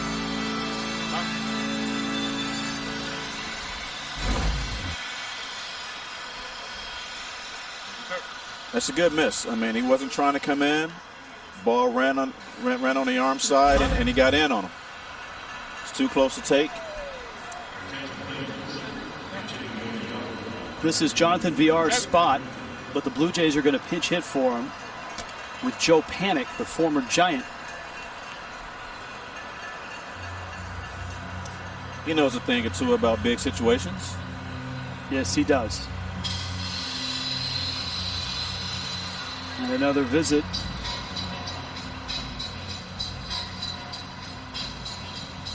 I believe this is mound visit number 2 if you're scoring with us at home. A mound visit without a pitching change. You're allowed 5. You know, the rules, there was a few rules that were added just for the 60-game schedule. One of them was the extra inning rule. Runner at second, that's how you start. That is not in the postseason. Right. But the mound visits stayed the same. One thing that's been added for the postseason, here's some notable postseason rules. You get an extra challenge if you're a manager. You get 2 challenges now in the first 7 innings. The 3-batter minimum is still in effect. And the runner at second in extra innings not in effect. This is Panik in a big spot. Outside corner. Strike 1. Now in extra innings, how does the mound visit work? Do they get, how does that 1 per inning? One, yes. Just 1 for? Nope, you get a mound visit per inning in extra innings. First and second, Panik pinch hitting. Shoots it foul. And Nick Anderson's out in front, 0-2. Joe Panik now 29. Had that great start to his career, an all-star in San Francisco. Started one of the best and most important double plays in World Series history. Nice one. Going to his right. Nice one. Very nice one. Against the Royals. Crawford and Panik, they worked some magic over there. I mean, they knew each other's style. They were confident in what they were doing. 0-2. Line drive. Stabbed there by Adames in the shift. Panik hit it on the button. Adames got it before it hit the turf. And the Blue Jays leave 2. The bullpen escapes for Tampa Bay. 7th inning stretch. 1-0 still. Tight one here. Battle of the bullpens right now. And a 1-0 margin. Joe Panik at second base. A.J. Cole out of the bullpen for the Blue Jays. Willie Adames, who made that last play to finish the inning. That ball was hit on the nose. But the scouting report held.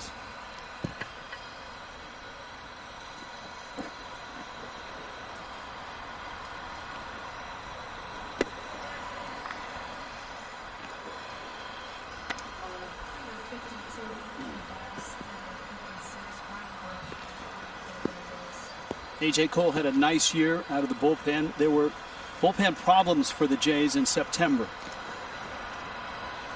They bludgeoned people. They outscored them to get wins, especially at home in Buffalo, where they played their home games. That's how their team is built. Their team is built to go out and mash and give yourself enough cushion that you have a chance for your bullpen to make mistakes. And on the other side, not at all. They're built to play tight games, tough games, and they're used to that.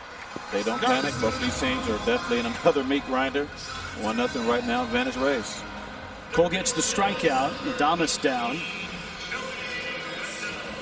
In that last week, the biggest series for the Jays was that 4-game set against the Yankees. And you know how young this team is. They lost the first game. And people thought, well, you know, they're young. They won the next 3. And Cole got some big outs in that series.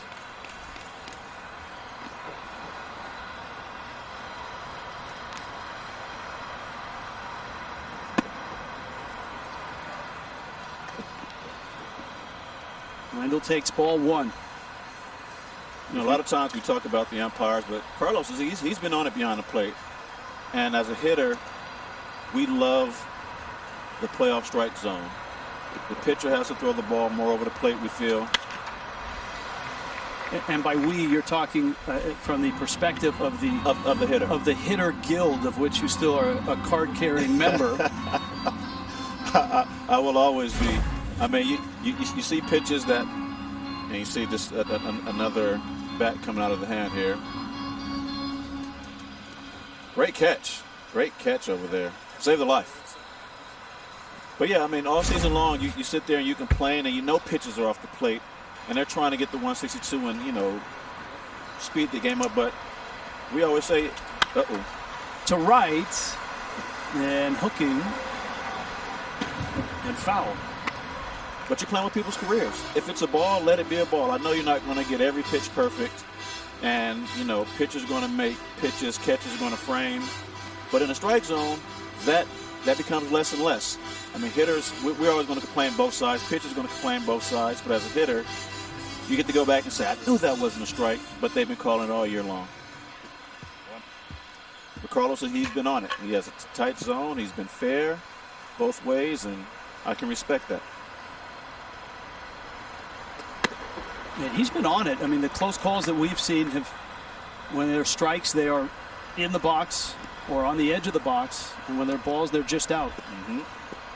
It's an incredibly difficult job to do, to call balls and strikes for Major League Baseball. After every game that an umpire calls, they will get a video file of their night, the strike and the ball calls. A good score is usually in the low 90 percentile of all the pitches, borderline and others. A great night for an umpire is 95% and above.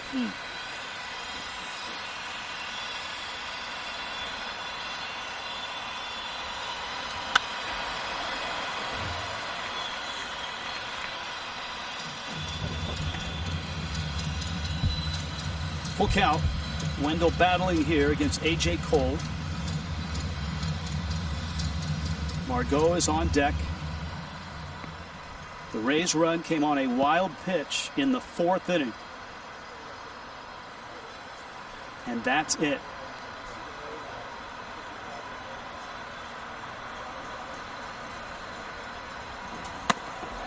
He walks. 1 out base runner. Here comes Margot. Major League Baseball would like to honor, remember, and thank the frontline heroes who continue to lift up their fellow citizens during the COVID-19 pandemic. And we certainly are grateful here to be sitting in a ballpark in St. Pete, calling Game 1 of this wild card series.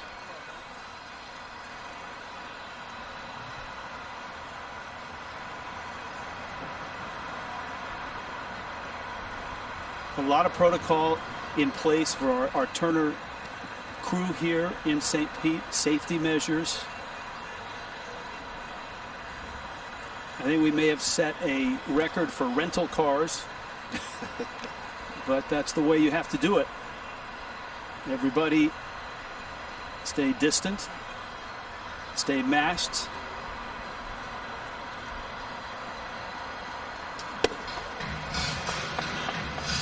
Which is outside. Margot, not necessarily a power threat.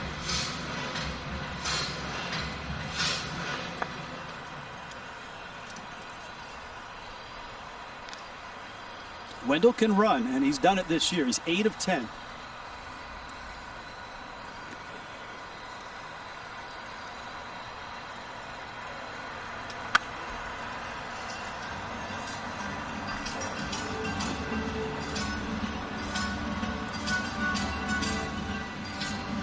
Despite being tall, AJ's decently quick to the plate, and that would change your mind a little bit. But like I said, there's something going on with the catcher that hasn't allowed him to throw runners out. And if you're looking to go, you're running on that. You're not necessarily counting on the pitcher. Get a good jump, but make Jansen throw you out. And I like to see him extend his lead, put a little pressure out there. You get back easily. Okay, let me get another half step. Why? Because you're quick to the plate. I know I'm getting back easily. I want to put the pressure on the catcher that if I decide to go, that I've extended my lead, and I'm going to force him to put the ball on the bag in order to get me out.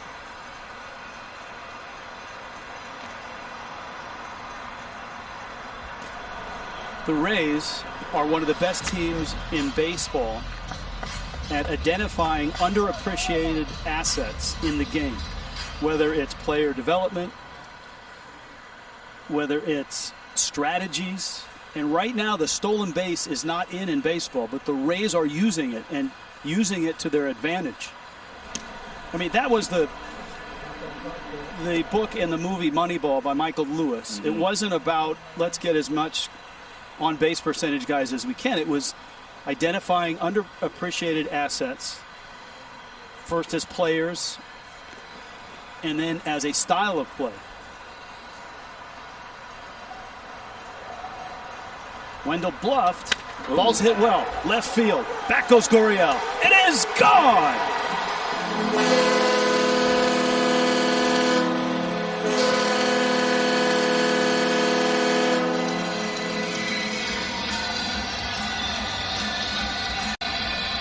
Nice and simple. Although that's not their style of baseball, they have the pitcher's attention. Had him throw over to first base a few times in a row. When he comes back to the plate, flat fastball, nice easy swing, line drive gets out here, 3-0 Rays. He hit just one in 47 games. And a big one here, a 3-0 lead. I mean, just missed to the arm side, not too much. Movement, just a flat fastball, and will hit balls will leave the yard. Pitching change.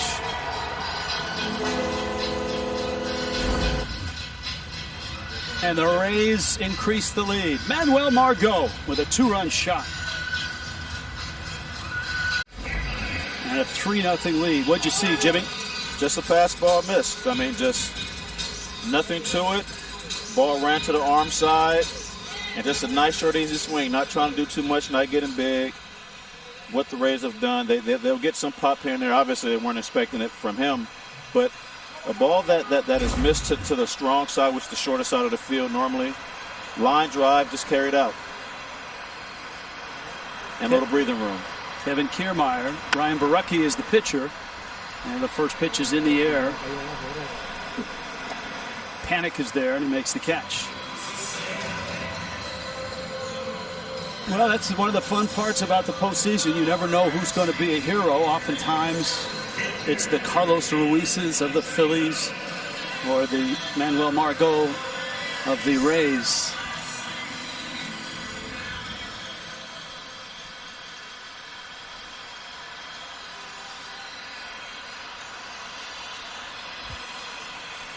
Mike Zunino. The rookie fastball for a strike.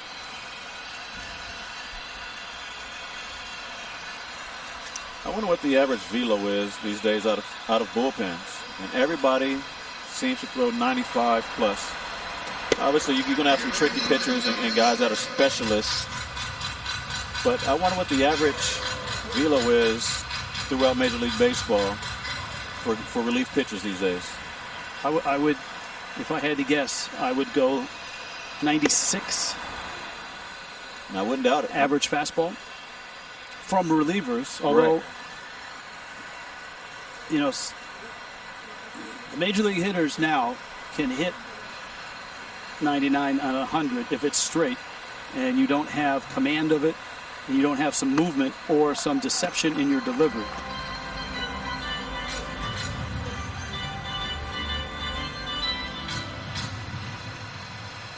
Zunino an 0 for 2.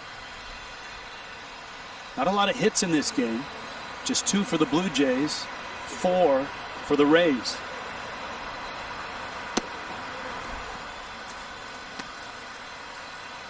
But we have a deep research staff, Jimmy Rollins. I'm sure we can find that out. Mitch Smith is our head researcher, and right now he's digging deep to find the average relief fastball velocity. That's a good 94-mile-an-hour fastball right at the knees. Manuel Margot, 1 home run this season, 1 home run this postseason, a 2-run shot, and a 3-0 lead. Wild Card Series on TBS is presented by Hankook Tire. Never halfway. In St. Pete, 3-0, Rays on top to the 8th inning. In the Trop, properly distanced in the booth as well, Rich Waltz, along with Jimmy Rollins, and a 3-0 lead, Jimmy, against this Tampa Bay bullpen. It feels more like a 5 or a 6-run lead. Oh, that's for sure. You know, these guys haven't given up much all year long, and you don't expect them to do anything differently in a postseason. And you have a young team in Toronto. They've been, you know, looking a little bit overly aggressive, maybe a little bit anxious. That is not a good combination against this bullpen. Jimmy, your choice of footwear tonight, impressive. I don't know if you want to show everybody. Oh yeah, we got the Gucci flip-flops. You know, we came in with the Louis shoes. This guy. And I just figured, you know, we're not going to be walking around. I'm going to get comfortable. No socks, Gucci flip-flops. That's how we do it, baby. So those really are Gucci flip-flops? Yeah, Gucci flip-flops. You got the G's. You know, if we get it back on camera, I'll show you. I mean, it probably got a little. I don't think so. Okay, I'm just. We got the G's right there, just in case you need them. From Louis to Gucci's to Alejandro Kirk. Danny Jansen, Kevin Biggio, fastball at 95. And now, look, if you're the Jays, you were trying to scratch out a run against a guy that hasn't given up many at all this year in Anderson. And the Blue Jays came close. They got a pair of runners on in the 7th. Joe Panik lined out up the middle for the last out. And now Nick Anderson has a 3-run lead.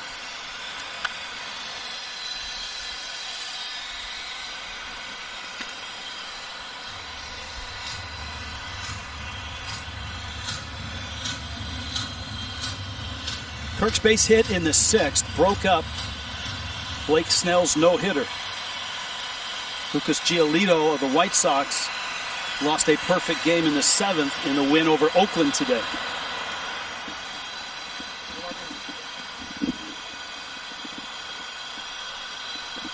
Kirk, to me, all of a sudden, is the most interesting player in baseball. I mean, this is a guy that hasn't played above single A. Yep. Just opened eyes in the spring training.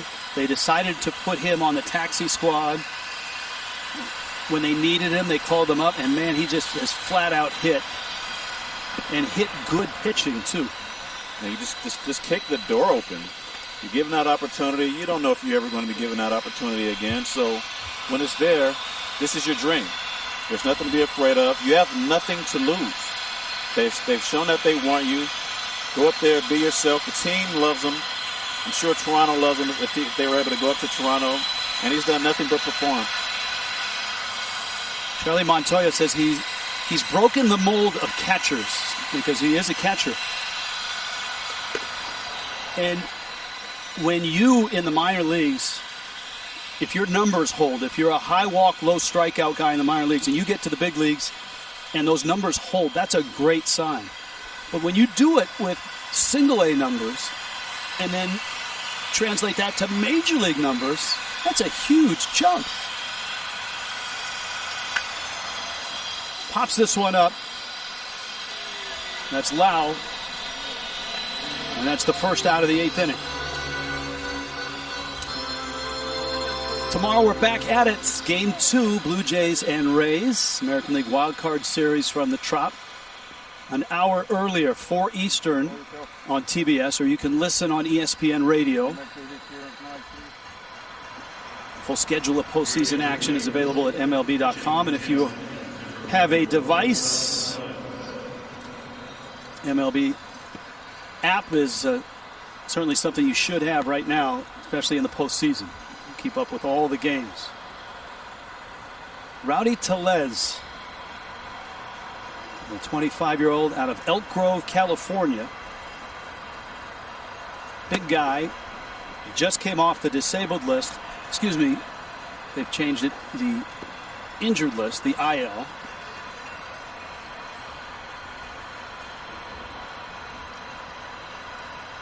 And you'll probably see him in the starting lineup tomorrow against Tyler Glasnow, the right-hander.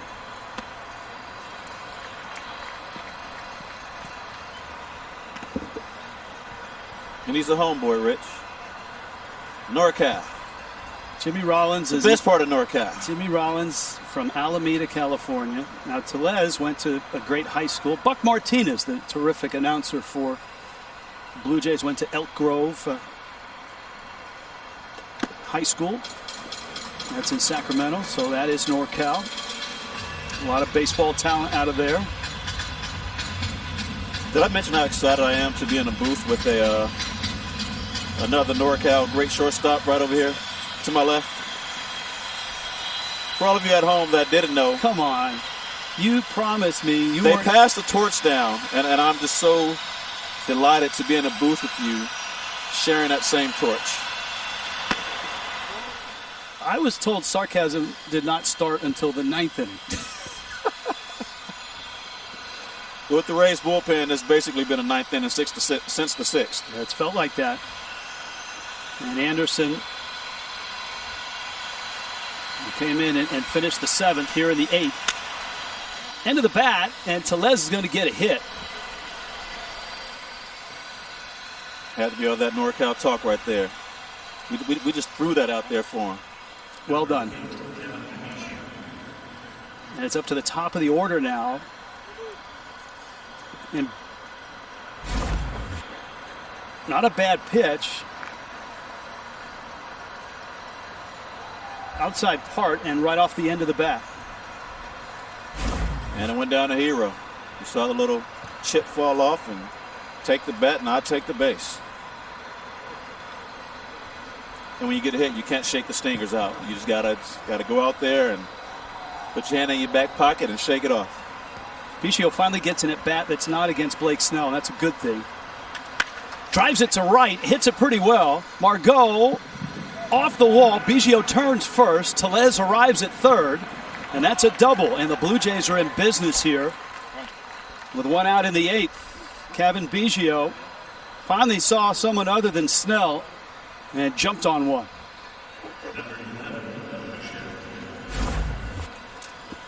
There you go, being aggressive. Doesn't matter what happened in the first three at bats. Not sitting around waiting, not giving you a chance to get ahead. Sees a pitch up in the zone, drives it off the wall for a double. Toronto's been looking for an opportunity all night, and this is their best opportunity so far. And remember, the Rays have already pulled the trigger on their 2 high-leverage guys. Castillo's pitched, and this is Anderson. But they're used to it. This is their style. It doesn't matter when you're put in. You're expected to do a job. We don't complain. This is how we run things. Bichette to right field. Margot there. Tellez doesn't have great speed. He's coming home, throws up the line, and he's going to score. Holding second was Biggio. And Bo Bichette delivers a run. The Blue Jays are on the board. It's a 2-run game. Well executed at bat right there. Got a pitch, drove it out, Pick up the RBI. That's one less run that you're down. And as a young hitter, those are things you have to do. You're in that situation, drive in a run, leave it up to the next guy. He did his job. They're in a position where they still have a chance to tie the ball game. A 2-run home run, and you're right back where you want to be. This is the highest number of pitches this year in an appearance for Nick Anderson. And it's the first time all year he's given up multiple hits in an appearance.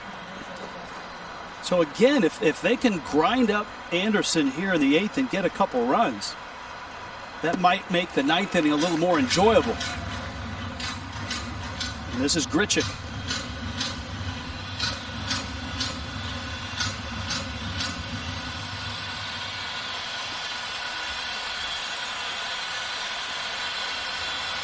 Infield shifted, 3 on the third base side.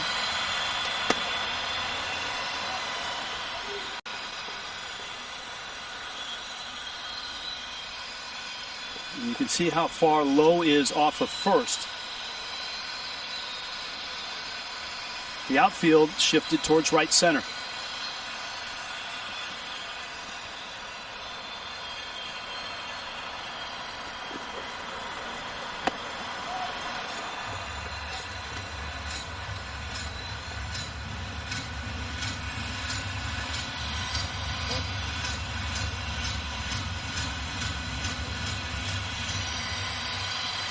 One and two.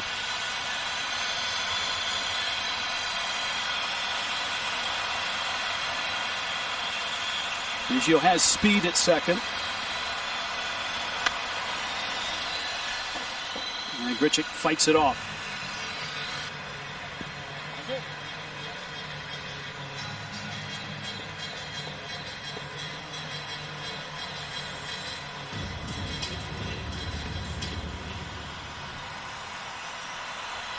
Looking for some way to push one more across right here. Just get one step closer for the 9th. Put a little more pressure on that guy coming in. Hopefully you go out there and hold him. But just try to find a way to push one more across. Oh, another line drive that finds the glove of Adames. Boy, the Blue Jays have hit in some tough luck. That was on the nose from Grichuk. Toronto has to settle for a run. To the bottom of the 8th, Game 1, Wild Card Series, 3-1. Rays. 4 hits apiece, and the Blue Jays hitting in some tough luck there. Another nice snare by Willie Adames, the shortstop for the Tampa Bay Rays. Blake Snell gave up his first hit in the 6th. We arrive in the bottom of the 8th. Tom Hatch, 4th reliever for the Blue Jays. Ji-Man Choi off the DL and into the ball game. Reese McGuire now catching.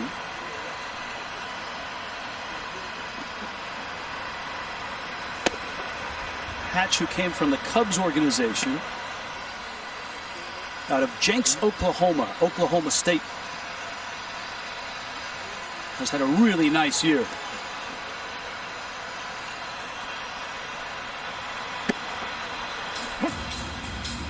Choi takes a strike.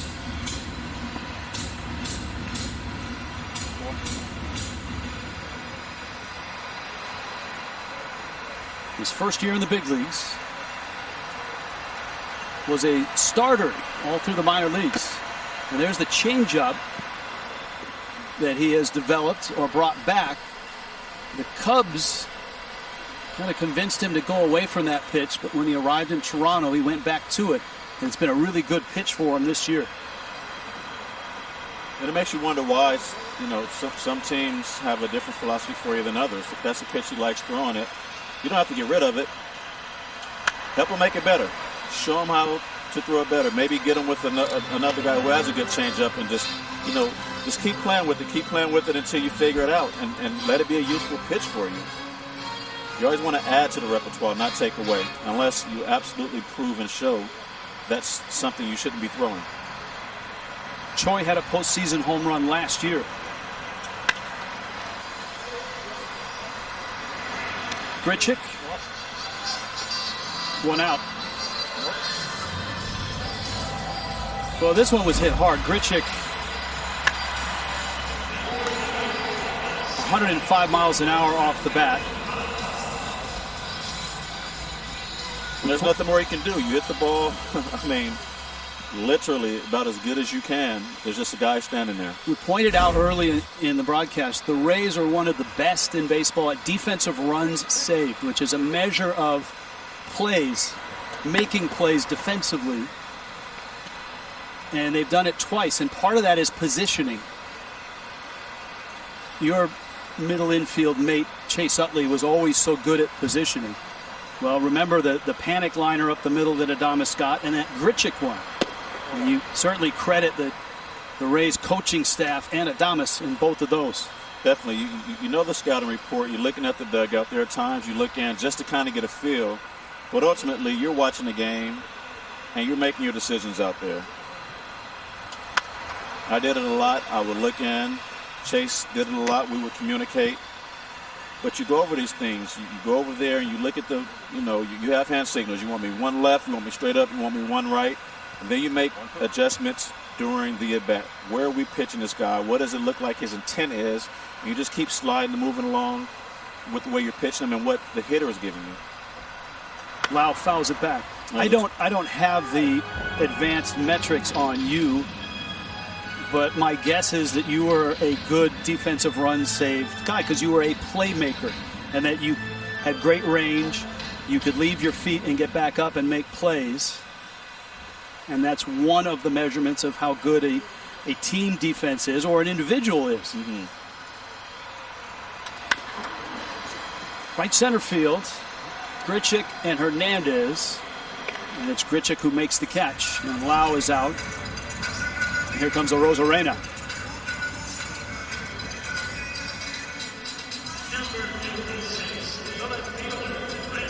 We said it at the outset, the narrative around the Rays has always been innovative, creative, and they do more with less, and some people attach the word underdog to them, but you shouldn't do that. This is a really good organization and a really good team. Squirted to rights. On the right side, Guerrero is there to shut the door, pick it up. Nice inning by Tom Hatch. To the ninth, 3-1, Tampa Bay.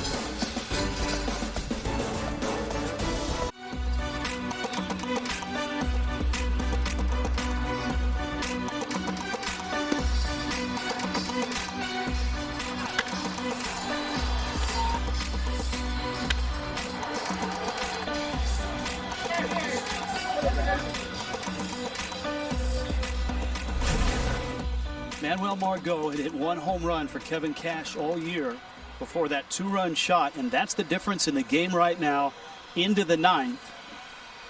Charlie Montoyo and Kevin Cash, such good friends.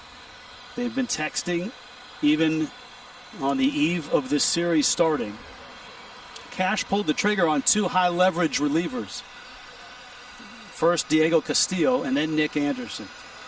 What a luxury it is to have a third in Pete Fairbanks, who despite two Tommy John surgeries has pitched to a 2.70 ERA with a fastball that can touch 98. Do we have that average velo number yet? Yeah, it came out about 94. 94. There were a few soft-tossing lefties that brought it down. Vlad Guerrero, Lourdes Gurriel, Teoscar Hernandez. There's some good bats here for the Jays. And we could talk about velo, but more importantly, it's how it plays. You look at numbers, and that's great. Everybody understands what 96 looks like, what 98 looks like, what 100 looks like. But how it plays, the release point, when are you picking up the ball, is the pitcher hiding it, all those things factor into how velocity plays. So when you're throwing hard and you have a little deception, or you can hide the ball a little longer, hold on to it a little longer, 98 is now 100. 95 is now 97. So we understand why organizations love velo. But when you have velo and you can have a little bit of deception to hold on a little longer, give a hitter a little less time to see the ball, that's when you have a winning combination. 1-2 to Guerrero in the dirt. Well, certainly Blake Snell, Diego Castillo, then Anderson, and now Fairbanks have kept the big bats quiet for the Blue Jays.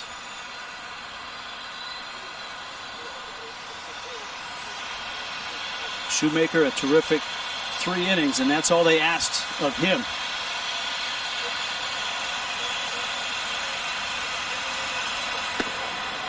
Did not chase. Well, you just want a base runner. You got Gurriel next, and then Hernandez. Together, they've hit 27 home runs on the 60-game schedule.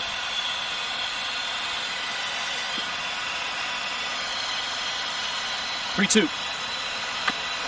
Chopper, and it's foul.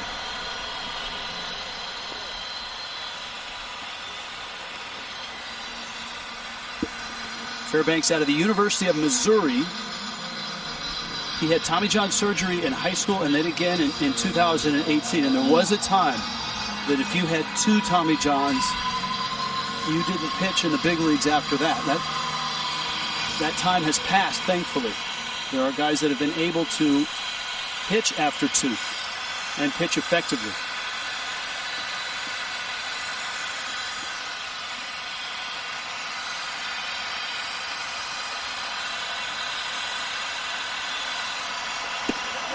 I think he went. Yes, he did. He had some great takes in the at-bat, but he couldn't hold up there. He just hasn't looked comfortable all night. Just a little bit out of sorts. And they haven't made it easy. It's not like they're just throwing the ball over the plate. They've pitched him tough. And that combination, we saw him coming down the stretch, just catch fire, but a day or 2 off can do it. And I just didn't look comfortable in the box all night long. Gurriel takes outside. You saw triple digits there. Just flames. Just ball is just coming out of his hand.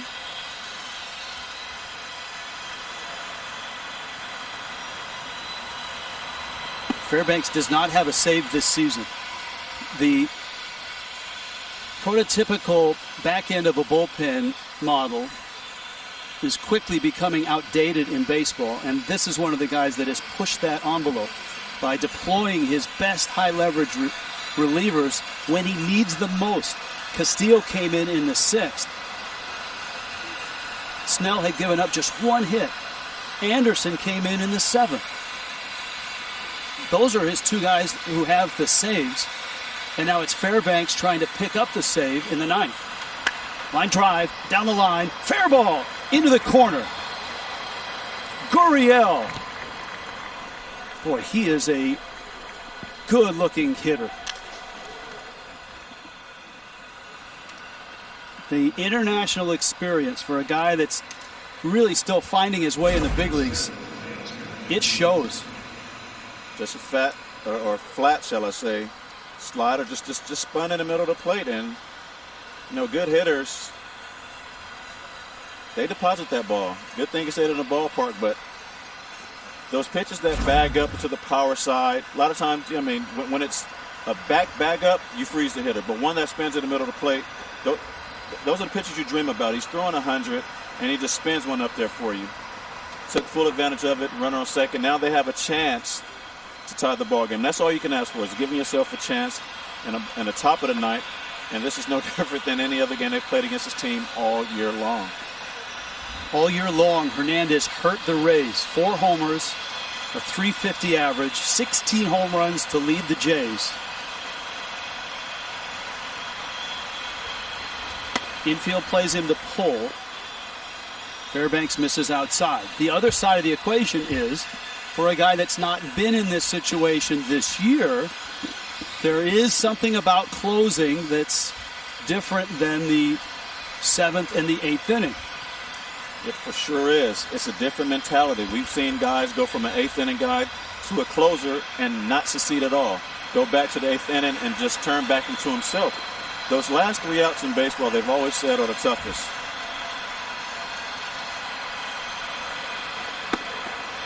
everyone's saying, you're not getting me. I'm not going to be the last out. That's the mentality. And as a closer, the mentality has to be the exact opposite.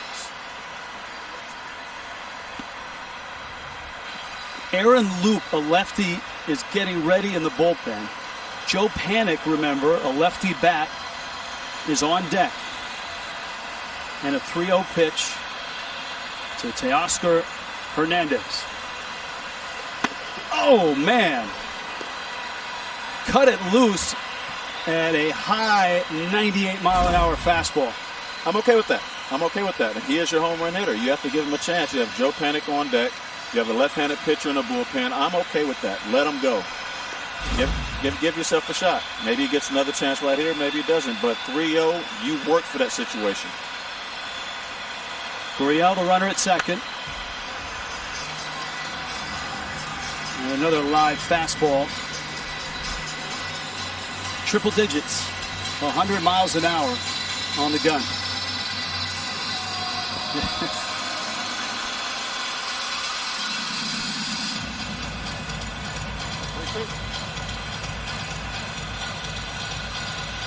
Are you geared up for another fastball? You have to be. You have to be. And anything other than that, hopefully it's not a strike. He hasn't shown the ability to throw a strike with anything else. So, of course, I'm sitting there looking fastball and adjusting anything else. 3-2. Breaking ball froze him. Filthy. Absolutely filthy right there. But when you throw 100 miles per hour, and the pitch is right down the middle. I mean, it was right there, but it was a setup. He had the 3-0 high fastball. There you go, breaking ball to start him off with. Taking for a ball. Fastball up and away, taking for a ball. 2-0 just above the top of the zone. 3-0, let it go. Gave him a chance. This is the one right there. That was the at-bat right there. Then he throws one. It's a spinner. It's a spinner, just like he threw to Gurriel. But he's sitting on fastball, and he was dead red, and he took his chance. He happened to throw it over the plate for a strike. Now Panic, who has one home run this year, almost gets hit. Ball goes to the screen. And 90 feet up for Gurriel.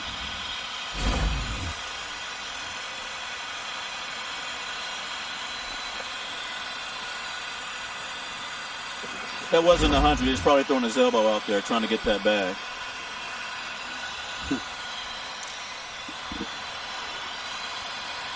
Panic hit it hard in the seventh. A liner up the middle that Adames picked off the turf. Little jam shot.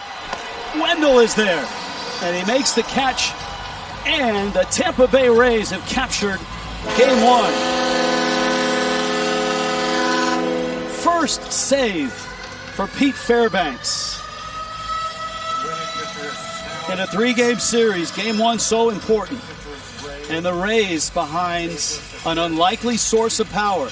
Manuel Margot with a 2-run homer in a 3-1 final.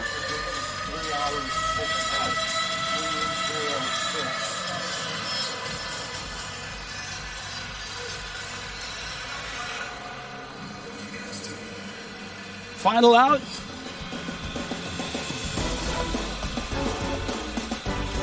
A great pitch.